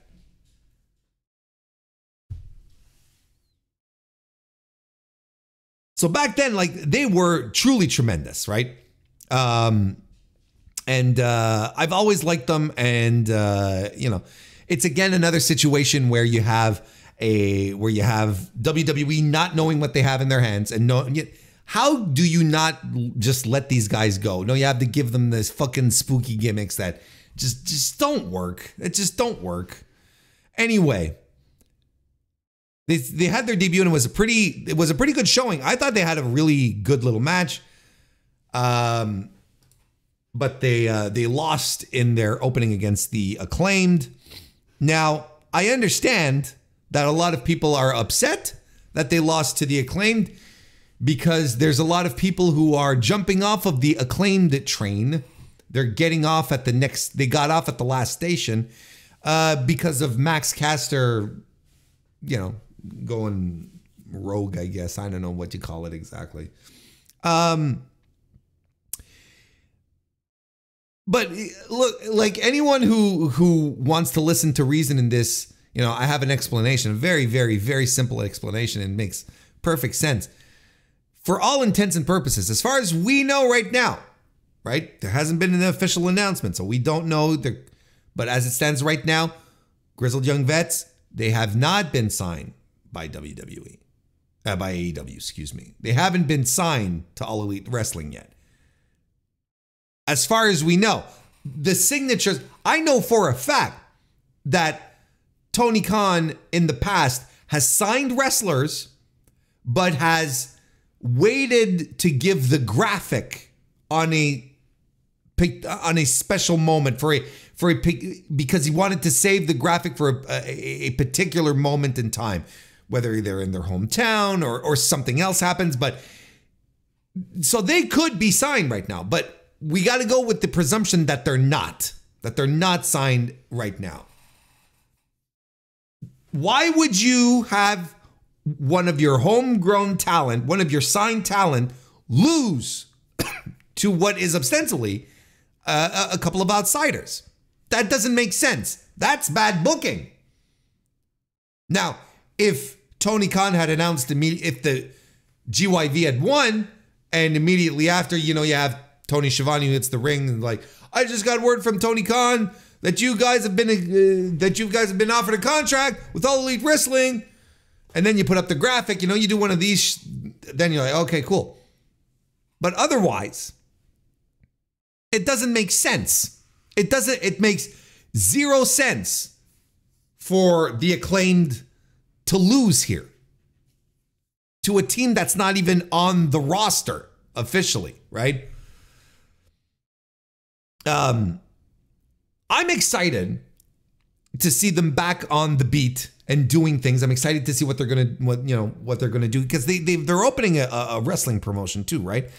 Let me see here. They're Burning Heart Pro Wrestling, debuting in June. Excuse me, at the Liverpool Olympia in Liverpool. Go figure, right? And in a tweet, they said that this was a promotion that was a new international wrestling promotion run by a committee of top international wrestlers for wrestlers and fans. So, cool. God knows the British scene is in dire straits. Has been for a while now. Why not jazz it back up again, right? I'm all for these types of initiatives. We'll see what happens. But, they're taking their destiny into their own hands. And they're going to make the most out of it. I'm really excited to see how they cycle, how they're able to cycle back to what they were before things got really grim and NXT UK shut down. Because I remember Zach Gibson was in the tournament, the NXT UK tournament, which he won, by the way, to challenge Pete Dunne for the championship, right? Pete Dunne had it at that point, right? It wasn't Tyler Bate anymore. And Zach Gibson was like the biggest fucking heel on earth, right? Remember Shoes Off? If you hate Gibson, you remember that? And he was just like the biggest fucking heel. Tremendous heat. Good little wrestler. And I think he's improved as a wrestler. He was pretty good. I think he's better now. I think he's more well-rounded. He used to focus a lot on submission grappling, which is fine. But now that he's become more well-rounded, I feel like everything is much more fleshed out when it comes to Zach Gibson. So look, if we can get back to that kind of stuff, I'd be thrilled. But they had a really good showing. I know people are upset because of the Acclaimed. What are you going to do? Interesting, though, that people are finally getting off the Acclaimed train, whereas I have never really been on. I've been off. I'd never even stepped on because I kept telling you, this is corny, guys. And it's going to get old. Never going to take away the fact that they were that, like you, I know I've said it before, but it bears repeating because it's very important that we all understand how that the Acclaimed were indeed a tremendously hot act in AEW. And this is it. These are two guys, Bowens and Caster, who were just thrown together by Tony Khan, right? Just like two singles guys, let's go off and do something. Threw them together, team a little bit out of nowhere, but you know, they not only did they try to make it work, they made it work. They did the rapid introduction gimmick, and that caught on like wildfire, and they got themselves over organically. The more they do their shenanigans, the more it would work. And a great happenstance of just great charisma and a good idea that got over with the crowds. Never got quite over. I never quite got it, but I can appreciate that they worked hard to get where they were. But again, I was like, this how long is this going to last? And now everyone's turning on Max Caster because of his raps, which are, they have always been of questionable taste. There's been a while where he was a little cleaner, but there were, people seem to forget like the true heel days of the Acclaim, how risque most of his stuff was. I don't know. I'm not surprised that he's doing it, that they're going back to that, because it feels kind of desperate. It feels desperate. They want to get back the attention that they had. Well, we're going to go back and do the thing that we used to do anyway. It's desperate.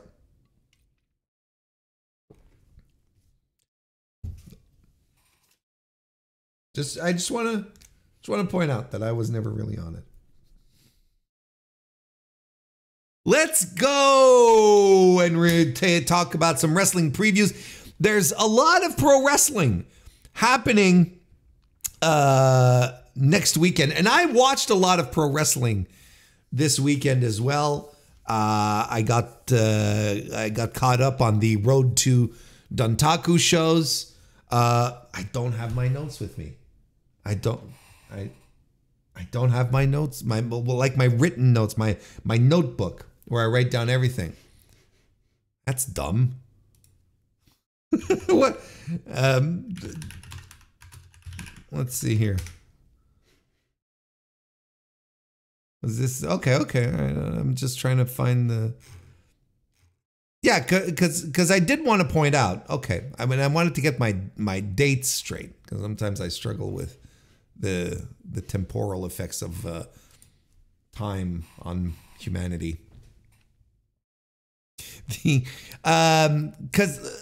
I watched the Dontaku shows, and they were not all. Well, yes, I watched a lot of them. Not all of them, but I watched a lot, especially the business ends of these cards. You know, there was this one match where Tsuji absolutely just squashed Gato. He had a match against Gato, and the match literally was like 5 seconds. And that, Chris Charlton was on commentary, and he pointed out that Tsuji was in the pin longer than he was actually doing moves, which was hilarious. Excuse me. But as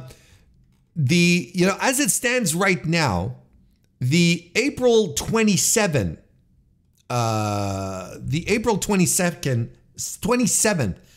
Road to Dontaku show from Hiroshima was, I thought the last 3 matches were good to great, honestly.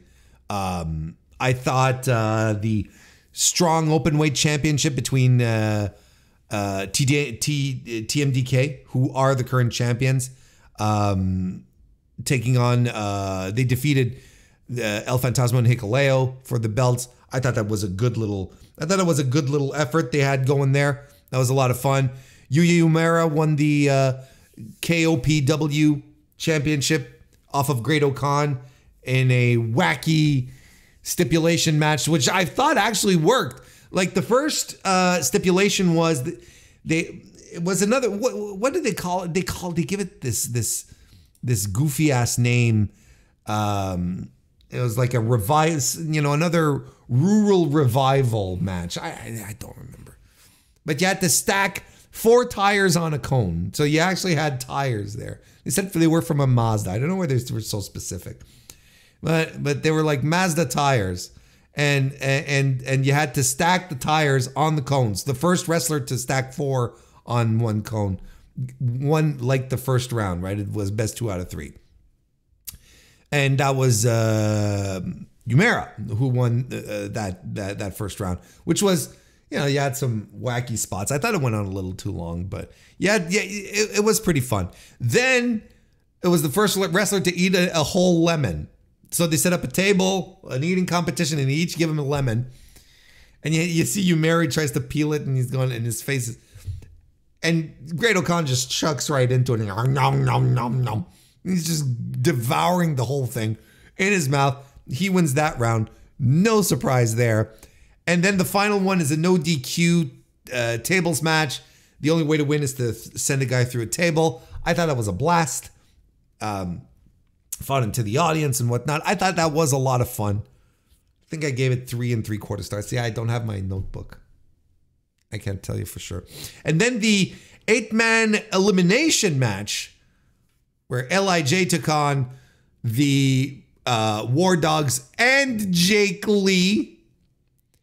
We don't talk a lot about Jake Lee all that often here on the Mr. Warren Hayes show because we didn't watch much Noah over the past Pro Wrestling Noah, or at least, you know, I didn't talk about it much. There wasn't much to talk about over the past year or so. At least things that I wanted to talk about, things that I thought were actually interesting. So not Noah.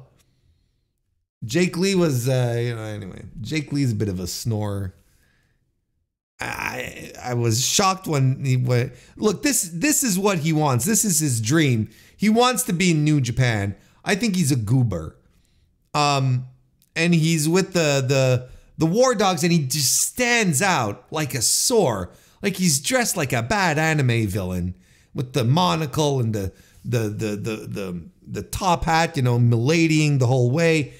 And the other guys, you know, they're in fatigues. They fucking had gun holsters on them for this one. Look, the match itself though was a blast. You know, you should check it out. I think I gave it 4 stars. I thought LIJ matches when they act as the team, they're seldom dull. This was a lot of fun. I thought everyone brought their working boots. Tetsuya Naito brought out the Hiroshima Toya Carp. Isn't that what they're called? The baseball team brought out their mascot to the Toyo Carp. The Hiroshima Toyo Carp. The mascot of the team came out with LIJ and did the fist bump and everything. I learned, here's something that you learn thanks to pro wrestling. The mascot, his name is Slyly. The mascot is the half brother of the Philly Fanatic. Did you know this? Probably not. But Slyly, the mascot of the Hiroshima Toyo Carp baseball team, Major League Baseball team, has been he was created by the same company. The name escapes me. He was created by the same company who made the Philly Fanatic and really did use a lot of Philly Fanatic inspiration for him. And he was supposed to be the mascot for the New Jersey Nets, right? Wasn't it the New Jersey Nets who were supposed to, they were supposed to do a rebranding in the 90s, right?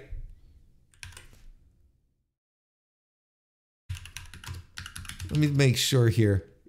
They were supposed to rebrand the Nets, that's right.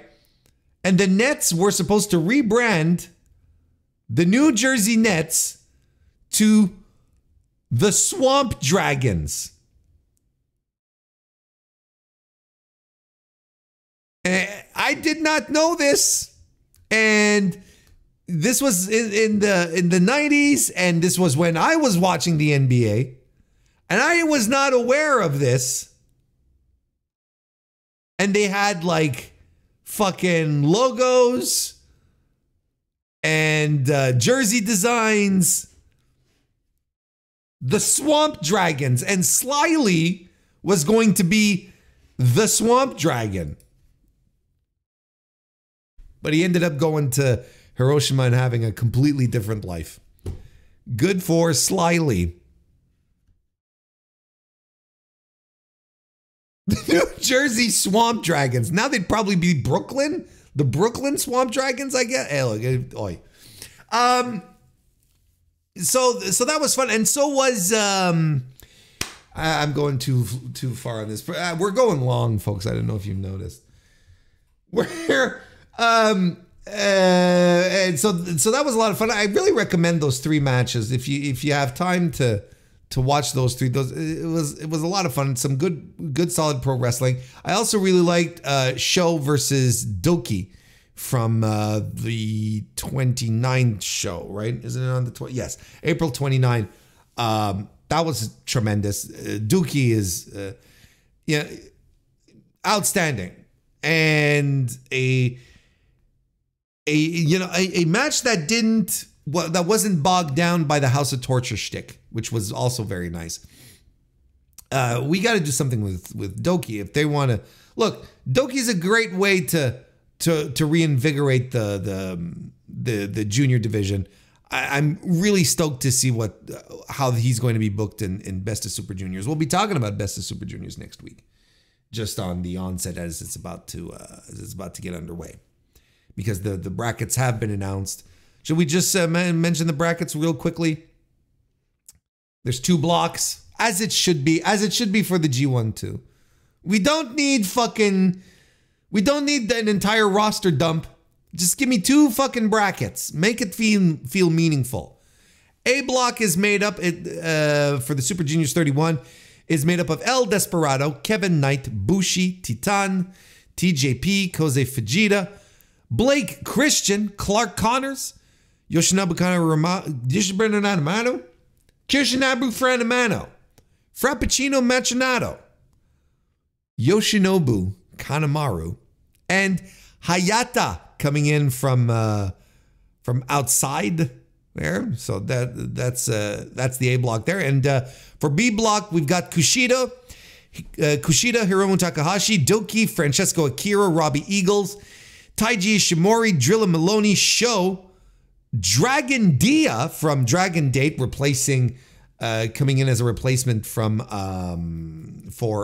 Taguchi, who was injured, and Ninja Mac.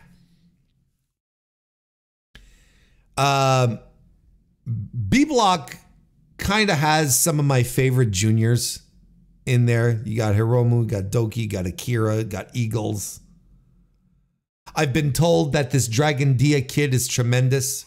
A lot of my purebred Puro pals got really excited when that was announced. So I'm like, oh. So that will be an introduction to me.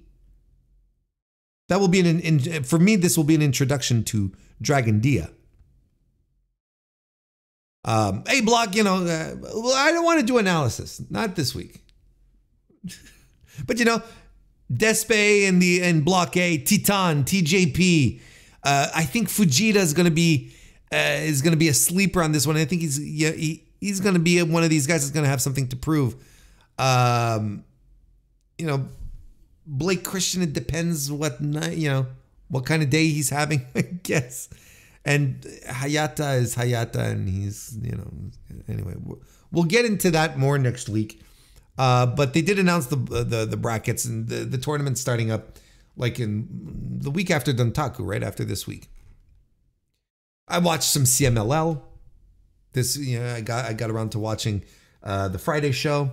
I would strongly recommend you watching Templario versus Angel de Oro, not Del, but de Oro.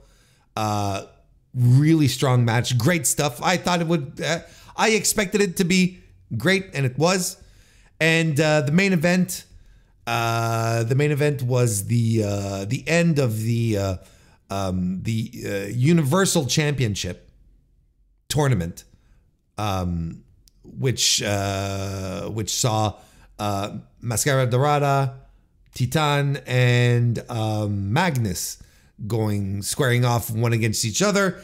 I thought the match was fine. I thought it was a little sloppy at times. There was a lot of waiting around.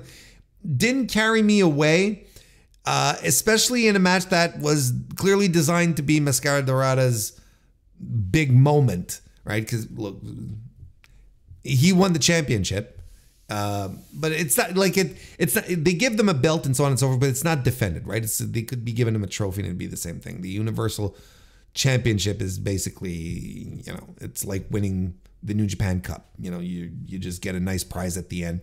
You won a big tournament, and this is a bit of a shining moment for Mascara Dorada, and this should be his rocket pack, essentially. I think we're going to be seeing him more and more in top spots in this company moving forward. I thought the match overall was fine. It was good, but you kind of expect, especially with the talent in there, you kind of expect a bigger, better match. And man, Titan just can't win the big one. He just cannot win the big one. So this weekend, WWE, but check out Templario, and it's a good show. Like, it's a good look. CMLL Friday nights, you can't miss. They're good shows. You even had a hair match on this one too. So go check it out. Enjoy it. It's good stuff.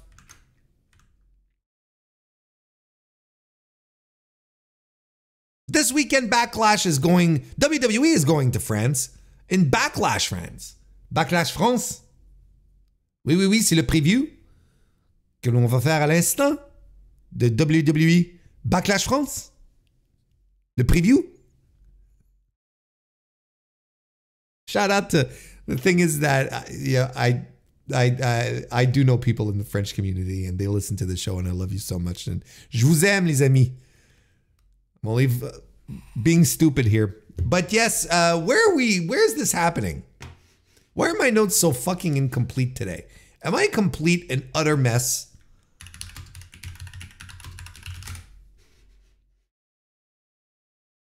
WWE Backlash France in Lyon at the LDLC Arena.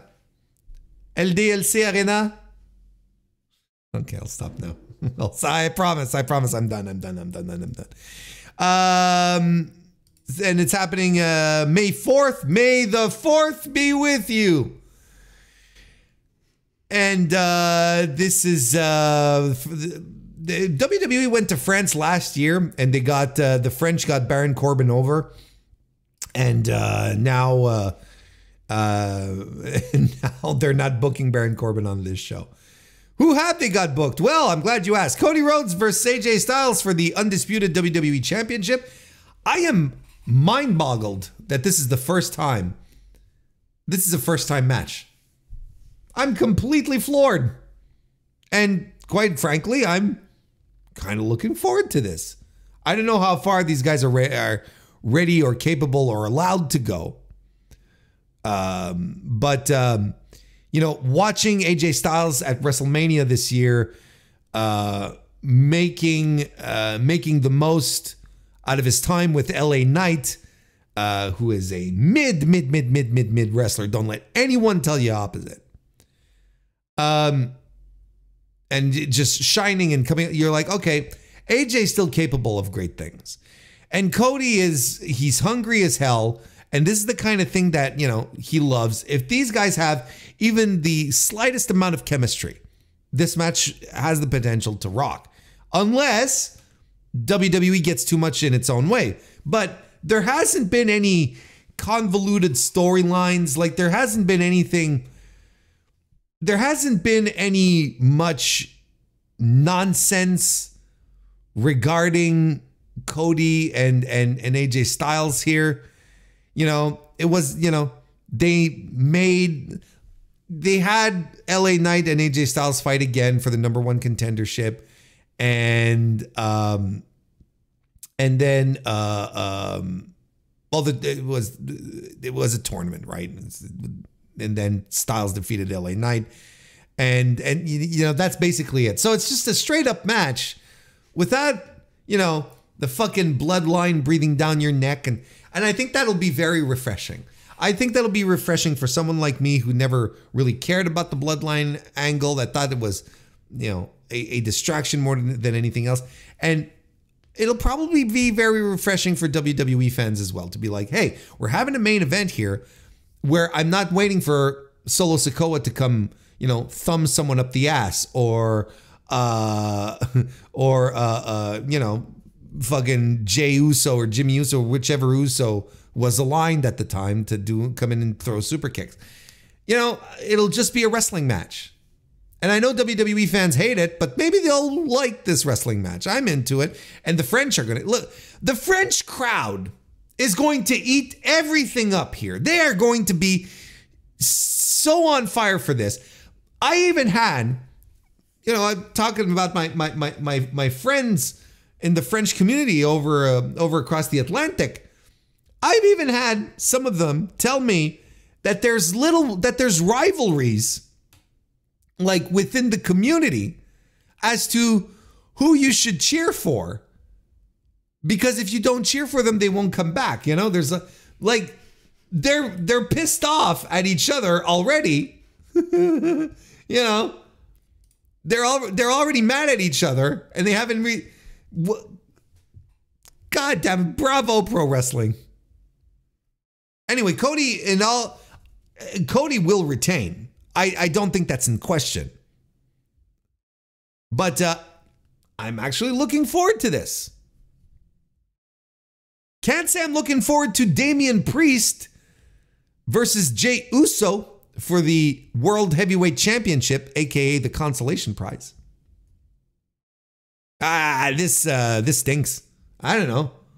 What I honestly thought that there would be someone in that fucking company who would have taken the time to rewatch the WrestleMania brother versus brother match and say, hey, you know what, Jay, why don't you sit this one out? Because that match stunk. This is what failing upwards looks like. We got to stop with the main event Jey Uso thing. He is not on that level. He is, and no matter how many times WWE will call him main event Jey Uso, those days are well way past him. Going to be a nice little upper mid-carder that people like enough so that heel champions will be able to beat and get some heat. And no one, and that's it. And people will continue to do the thing, you know, and shout yeet and whatever the fuck. And there's a whole story here with the fucking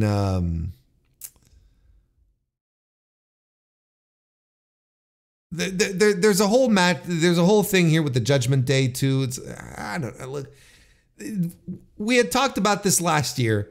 The Judgment Day was going to be their new bloodline. That's what, and this is what it's setting up to be.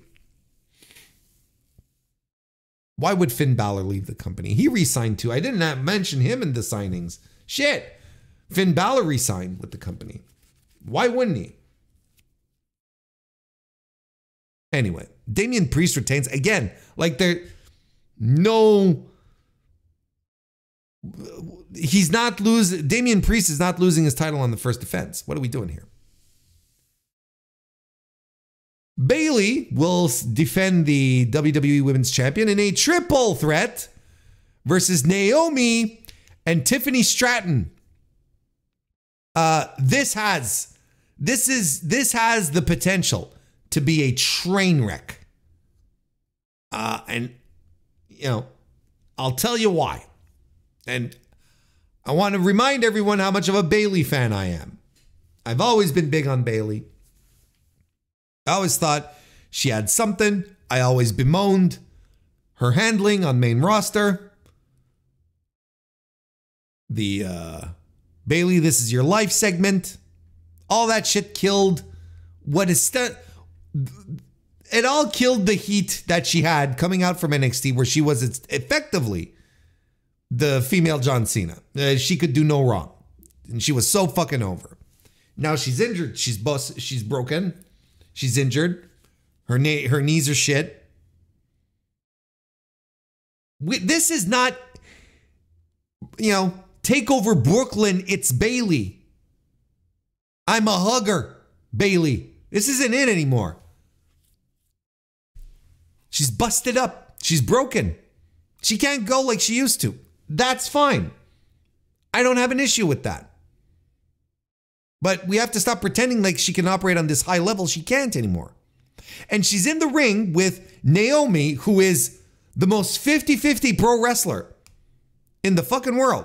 You never know what you're going to get whenever she pulls a move. Is she going to hit her? Or is she going to land it? Or is it going to botch? She's 50-50. It's always a roll of the fucking dice. Every time. It's like a saving throw.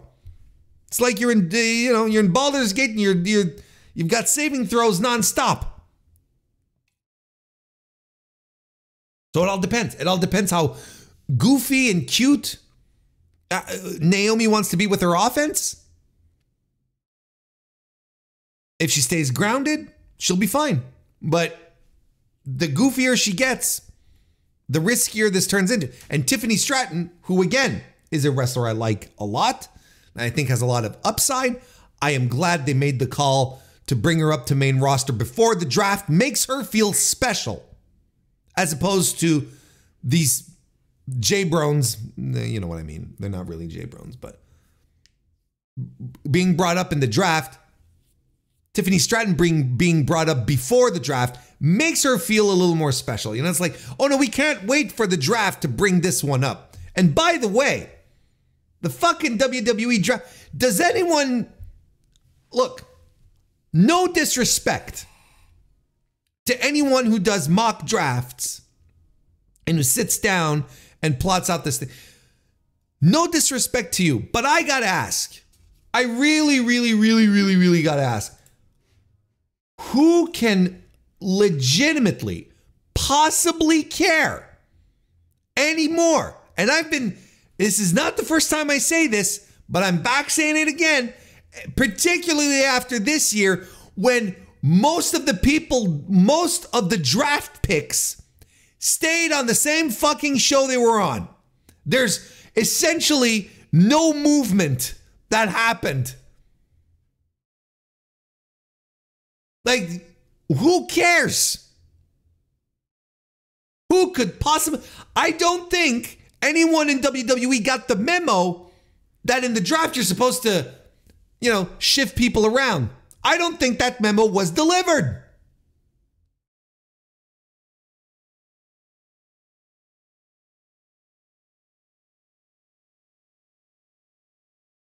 Why was I talking about the draft? Because of Tiffany Stratton. Now, if things start going wrong because of Naomi or whatever, Tiffany Stratton, rookie Tiffany Stratton, is not going to be the woman who's going to become the in-ring general and guide everyone along here to a great match. She's good. She's not that good.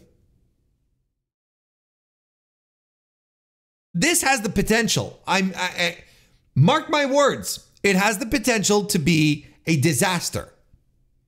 Hopefully it doesn't. Worst case scenario, it is a disaster. Best case scenario, it's a fine little match because I don't know. The Kabuki Warriors will be defending the WWE Women's Tag Team titles against the tag team of Bianca Belair and Jade Cargill.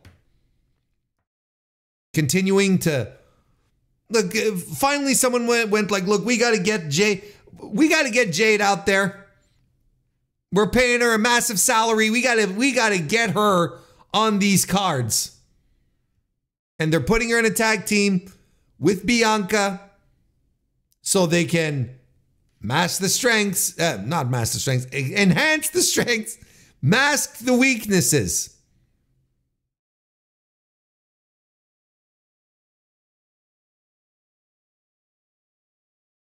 I don't know why.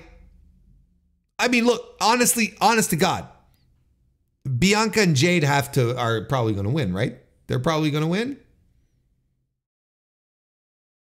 Right? Because Jade will get her reps in. She'll get her, because this is what they're going to do, right? They're going to keep her in tag team situations until she's ready to fly solo. Because trust me, if WWE thought she was ready to go solo, they'd have her going solo. They'd put her in pay-per-view matches all by herself. But no, she goes out, she does a squash match, she goes home. Basically what she was doing in AEW. But here they're teaming her with Bianca, which is a good idea. Don't get me wrong. Bianca rules. But this shit is below Bianca. Bianca should not be hanging around trying to elevate a star. Bianca is the fucking star. And I know a lot of people like to talk about how great Paul Levesque is as a booker, but to me, relegating Bianca Belair to mid-card shit where she was tearing down the house, main eventing WrestleMania the year before. Was she main eventing? She wasn't main event, but she was in a singles match, in a championship match last year at WrestleMania, to this year where she's in a 6-woman tag match. Woodly be blue. And why was it? Why?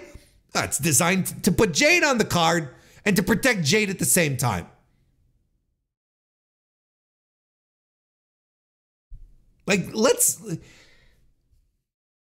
We have to have some legitimate, real conversations here.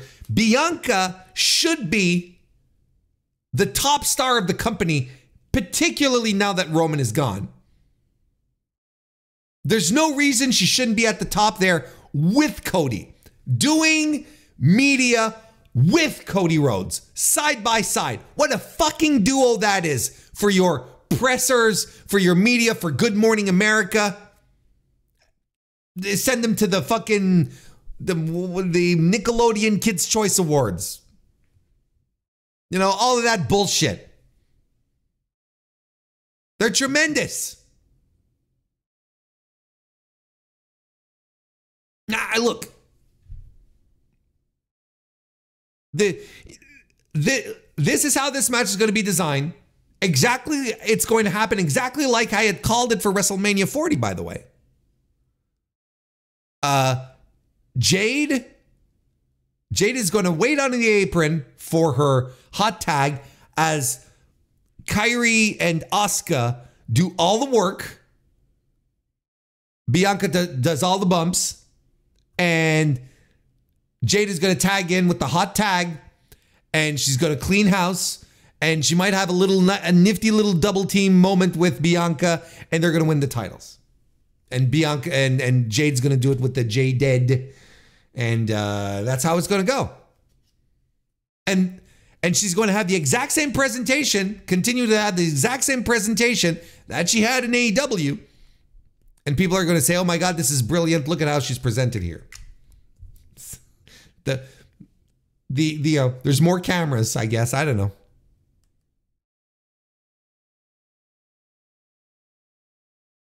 And then Randy Orton and Kevin Owens will be taking on the Bloodline tag team of Solo Sikoa and Tama Tonga. There's a story behind this, right? So Roman's is on hiatus. Solo Sikoa is the leader of the Bloodline now. He ejected Jimmy Uso from the Bloodline because, and then Tama Tonga debuted, right? And then they attacked Kevin Owens, and then Randy Orton made the save, and My God, how quickly did they just let this angle nosedive? They just completely pulled the rug right from Roman's taking a break. Solo Sikoa is going to be the leader, not Dwayne. Solo Sikoa. And he's going to eject Jimmy. I know he's hurt. They eject Jimmy from the group and they bring in Tama Tonga. And this is your 2024 bloodline moving forward. Boy, that's a nosedive. I don't know, the bloodline should win. Does Tama Tonga not win his first big pay-per-view showing? I don't know. That fine young strapping gentleman. He's a fine young talent, like Eric Bischoff says. Fraud, Bischoff. I don't know, who cares? Like, honestly, like there is even less reason to care about the bloodline now. All the things that made the bloodline are gone. They're not there anymore. It's so weird. It's very, very, very weird. Anyway, that's happening this weekend. Of course, your boy Warren will be watching. We'll catch you up with a full review next week on the MrWarrenHayes show. So I hope you're excited for that. If you're not excited for that, eat dirt.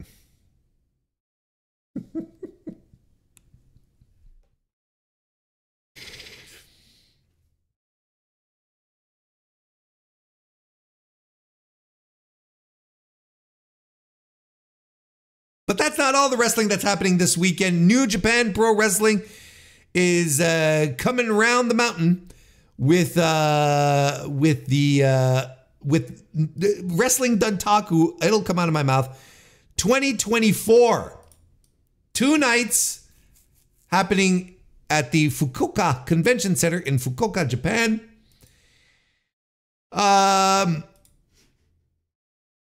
There's a lot of stuff happening here that I don't necessarily want to break down. But you know, if we talk about, you know, because the 6-man, the trios matches and all that, the multi-mans, I don't think it's all that interesting, and I don't want to, you know, keep you here for another hour or so. But you know, a couple of interesting things happening on this. Let's start with the night one. We'll start with night one. That's on May 3rd. That's just in a couple of days.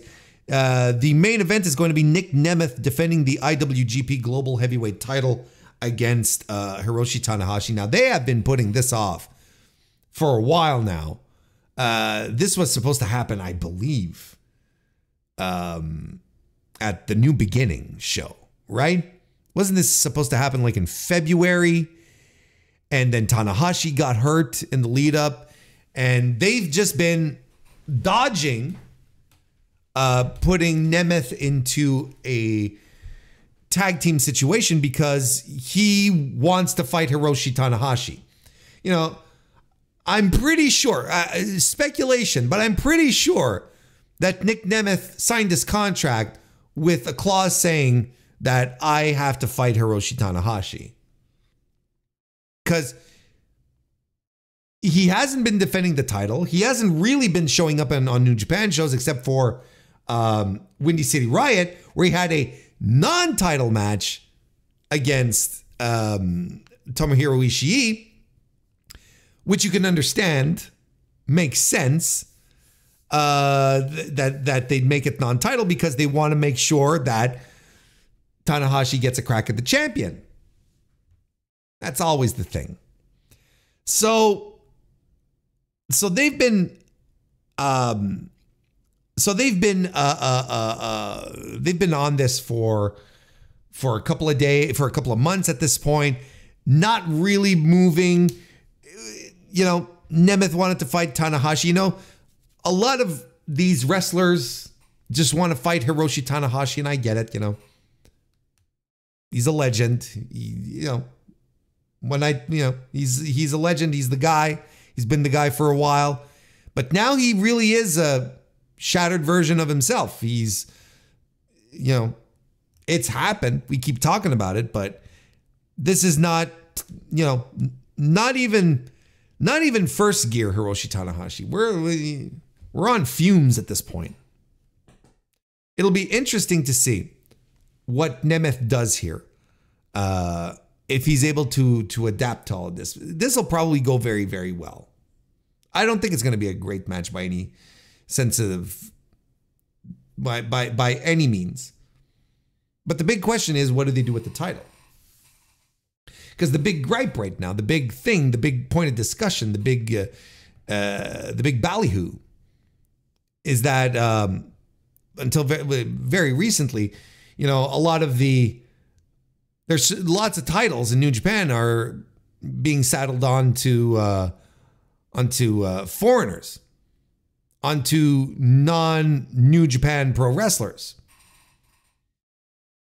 Nick Nemeth with the Global Championship, who, you know, won it shockingly off of Dave Finlay after Finlay won it off of the Ospreay John Moxley triple threat match that was supposed to turn him into a bona fide superstar, I guess.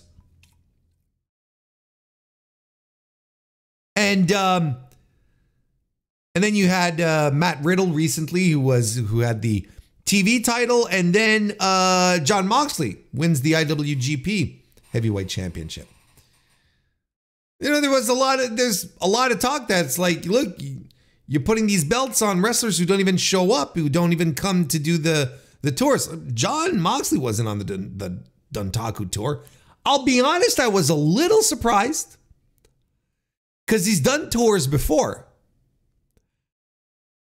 So I'm a little surprised that he's just flying in to do his show, to do the, you know, to his defense, he's working as 6-man on night 1, and his title defense is on night 2 against Ren Narita.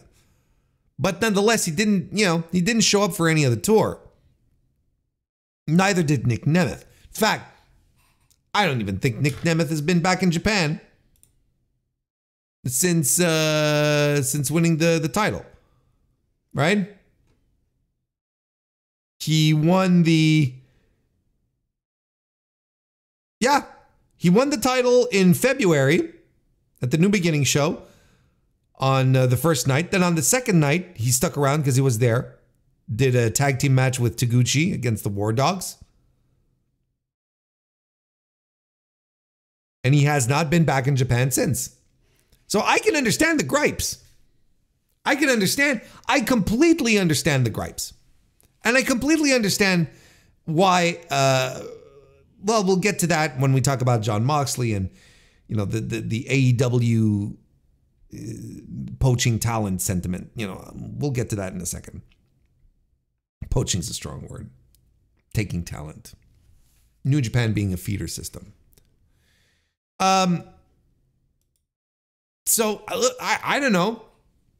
Like Nick Nemeth this weekend won the AAA Mega Championship off of well, it was vacant by defeating Alberto El Patron in a dreadfully boring match. Dreadful match. The funniest part being Al Patron tugging on his t-shirt so that his gut wouldn't peek out. Because Nemeth is in tremendous shape. Nemeth truly is in tremendous shape. So Patron probably felt a little soft there if you were to wrestle without a t-shirt.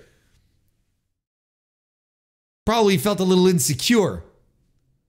Gee Willikers, Alberto El Patron, insecure. Who'd have thunk it?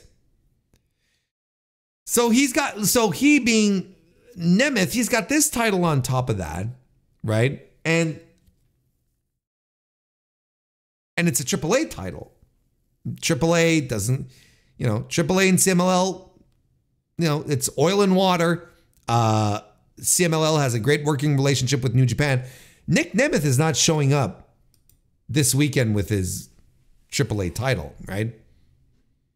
That might even be an indication that his, you know, whatever dates he had with New Japan are done because he's doing this. Maybe, I don't know. but it could be an indication. That's where we're at. I'm not stoked about this about this match.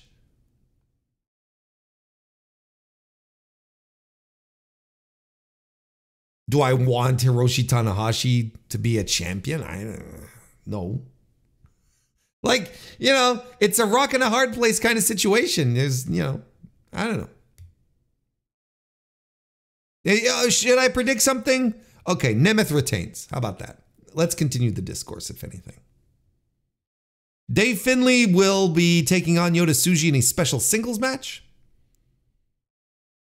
Over the course of the Dontaku Road to, I thought this was pretty well built. This was fun. This is going to be a pretty good litmus test for Tsuji's place as a tippy top guy. Because if he can have an outstanding match against David Finlay, if he can drag the good out of David Finlay, then he's going to be on that path of truly being the guy. Because it's not that Dave Finlay can't have bad matches. He has to have the opponents that will drag it out of him, that will help elevate him, if you prefer. Will Ospreay, for instance. Can Tsuji do it? I don't know. We'll find out together. New Japan World Television title match. Zack Sabre Jr. will be defending against Jeff Cobb. I am completely okay with this. Completely okay with this. The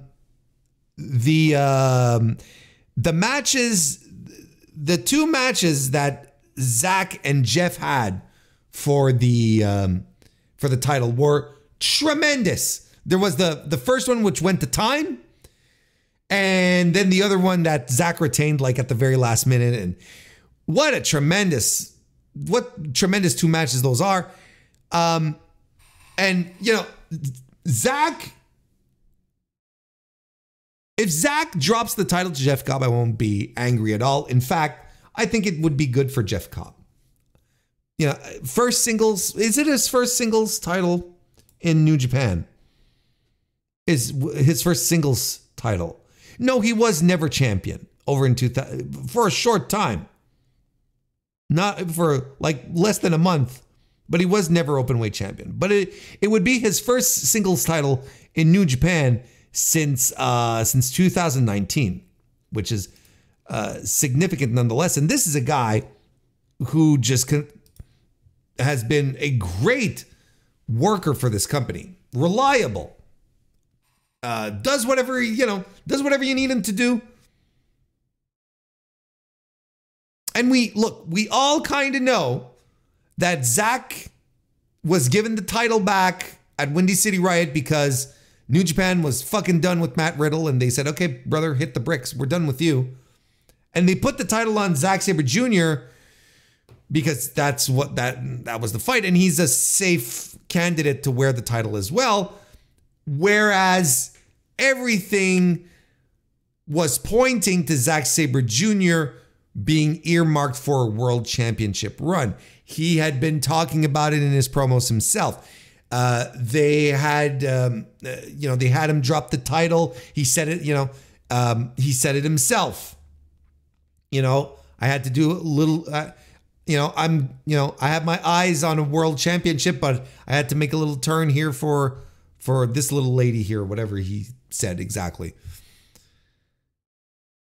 I would absolutely be okay. 15-minute Jeff Cobb sprints where he's just, he's laying into people. He's doing his standing moonsaults. He's doing all the great shit that he's really good at in these, high level, high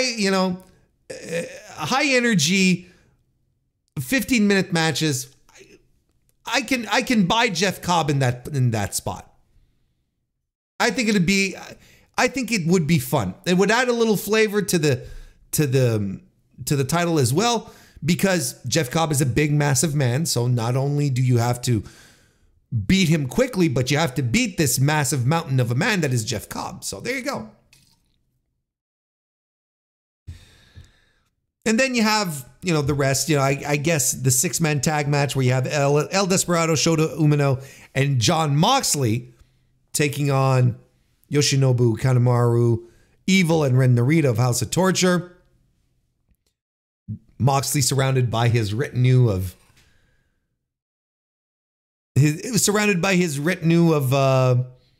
cool guys. His history with Despe, of course, his history with Shota. He's part of the family.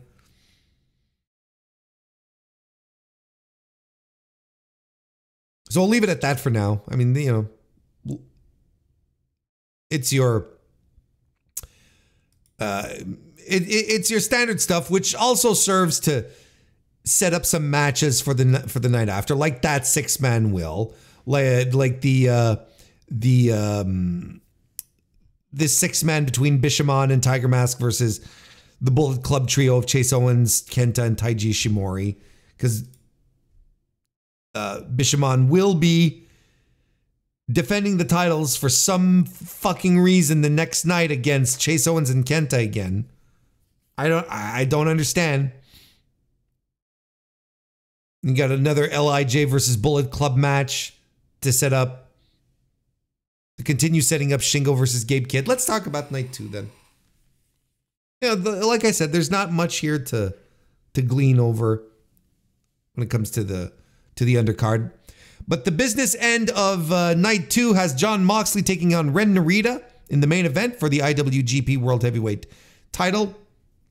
Look, Jon said when he won the title that he was going to work with the young guys.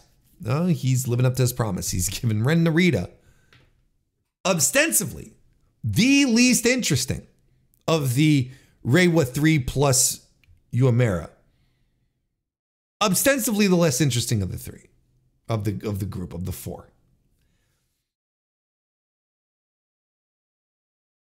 A guy who you can absolutely argue is like, does he even deserve this spot? What is this all about? But look, we've all been screaming at the top of our lungs, hooting and hollering to anyone who'll listen, that the New Japan needs to do something with the new guys. Well, there you go. We're doing it with the new guys. Is this not what you wanted? Are you not entertained? The screams of "not like this" resound throughout the arena, the Coliseum.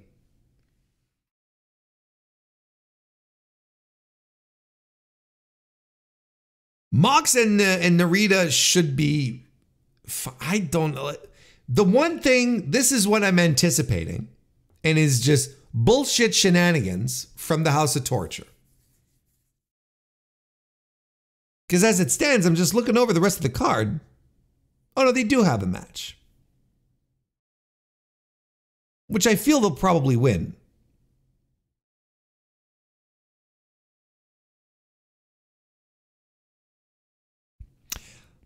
Look, the match in and about itself does nothing for me.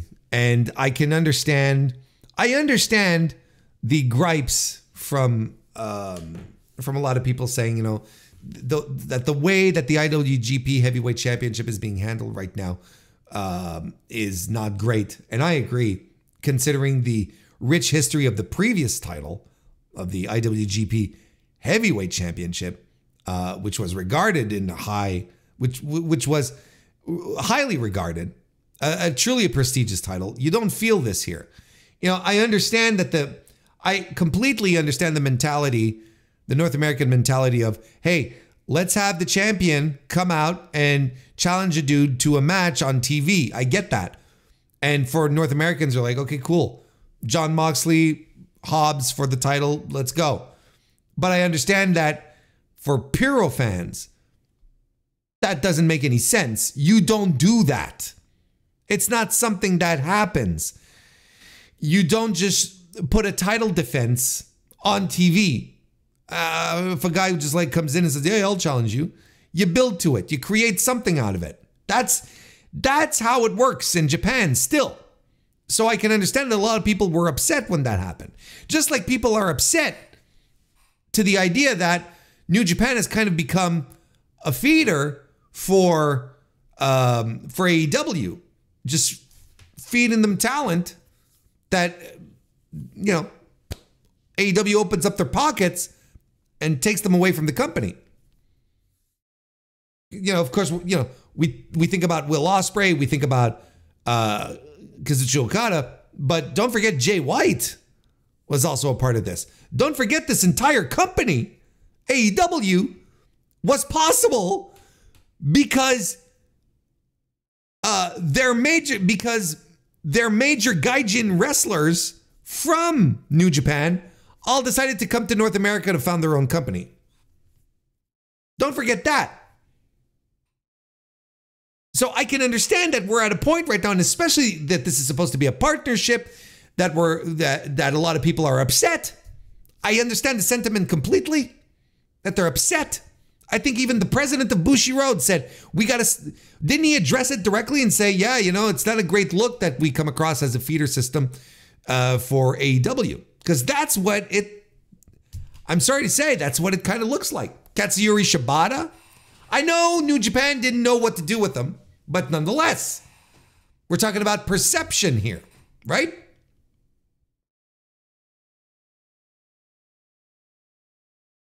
I would argue that if New Japan really wanted to hang on to their guys, they could have opened up the pockets maybe a little deeper. You know? Something tells me money absolutely played a part, but look at Okada right now. Okada hasn't felt this energetic, fun, revitalized in years. He feels fresh. Maybe this is what the guy wanted. Oh, and by the way, get a pretty solid payday out of it. You know, we can bitch about that. But when I look at how Okada is handling himself in AEW versus how he handled himself in the last fucking year he was in New Japan, it's two completely different men. I think one of these guys was checked out. And it's the guy who was in the Tokyo Dome fighting Kaito Kiyomiya, being all grumpy. I think he was legitimately grumpy. I think we all thought it was an act. But the more you look at it, the more you take a look at how things shook out. Might have been a shoot, brother.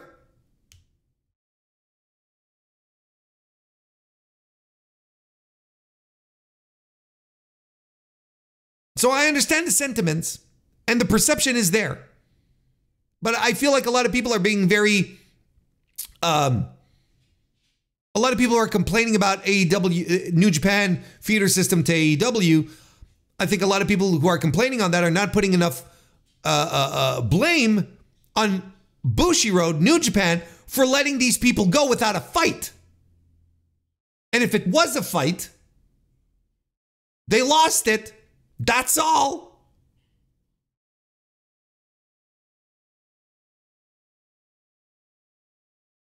So Mox retains here in a match that I'm very fearful of, that it's going to be just full of fucking nonsense. Because of course he's retaining, because of course the big match at Resurgence in a couple of weeks is him versus Shota. That's a North American, that's a big time match. And we'll talk about that when we get there. But I still maintain that it's a bigger match in North America than it is in Japan. And I believe, I think Shota's going to lose here.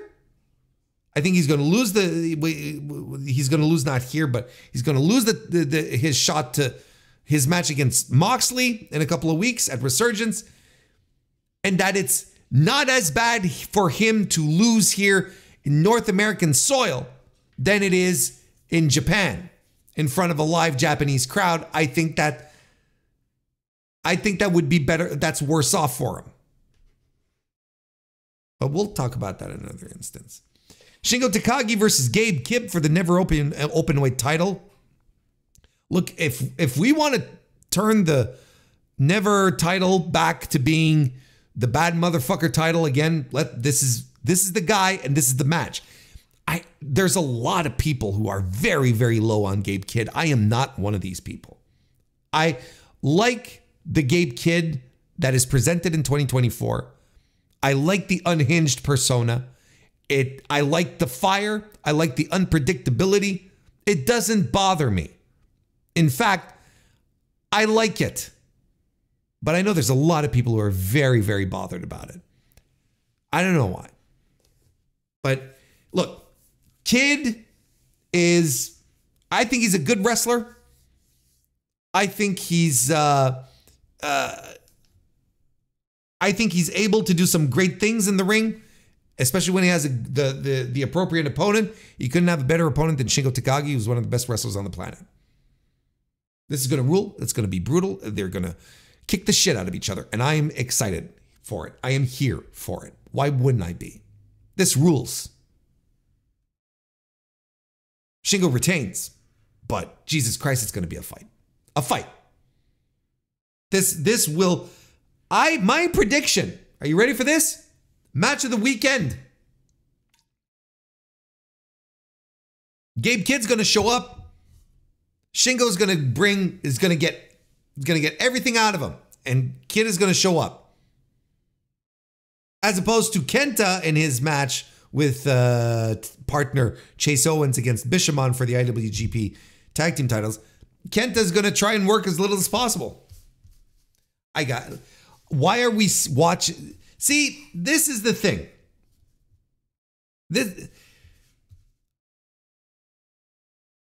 I keep saying that.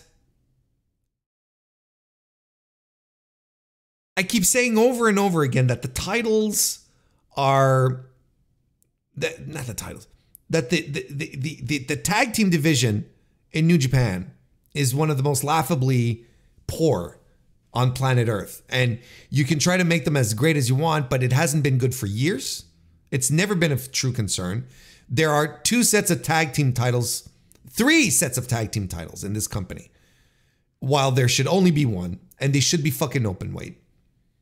They fuck the weight classes. Who cares? They should all be open weight. There should be 1 set. It should be open weight. And because look at the variety of tag team matches we've been having recently for the IWGP titles. It's ridiculously bad. The junior titles have been a lot more fun. But this stinks. I don't want to see this again. This is going to be the 3rd time I see this match in about 2 months. I don't want to see this again. I don't want to see Chase Owens and Kenta again.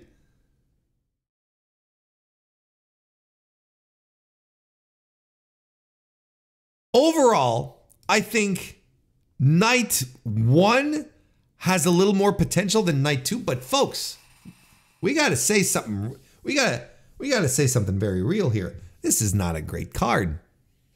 Neither night. This is not a great show. Either or. Nothing to really kick you and make you feel excited. I don't know. Are we in some kind of weird holding pattern till the G1? What's going to happen at Dominion? What's going to happen in the meantime with the Forbidden Door? Like,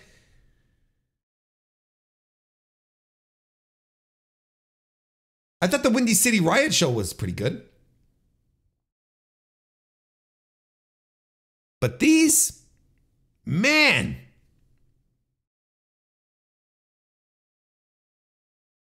I'm excited for Zach and Jeff Cobb.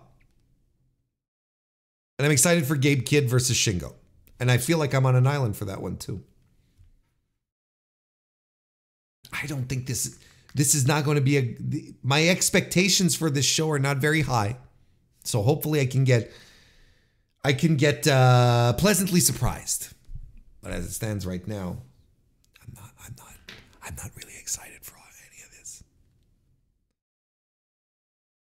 And it sucks because it's New Japan. And I should be excited for New Japan. I should be excited about it. I should be warm, rubbing my hands together, getting warmed up for the G1. Look, Best of Super Juniors is going to start.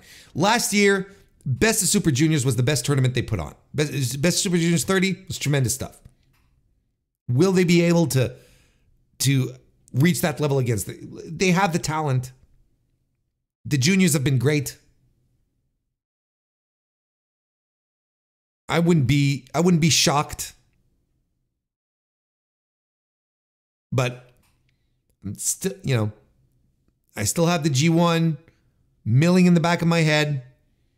And I can't say it enough. Bring this back to 2 blocks. Never mind dumping the entire roster. I don't want to see night after night of just, weird ass, dull preliminary matches. Put the people who deserve to be on this in the tournament, in the blocks, and have the young guys tear it up. And that will be all the more meaningful. But I'm sure we'll have time to talk about the G1 in due time. Because right now we're going to wrap this up. We're going to wrap up the weekly wrestling inspection.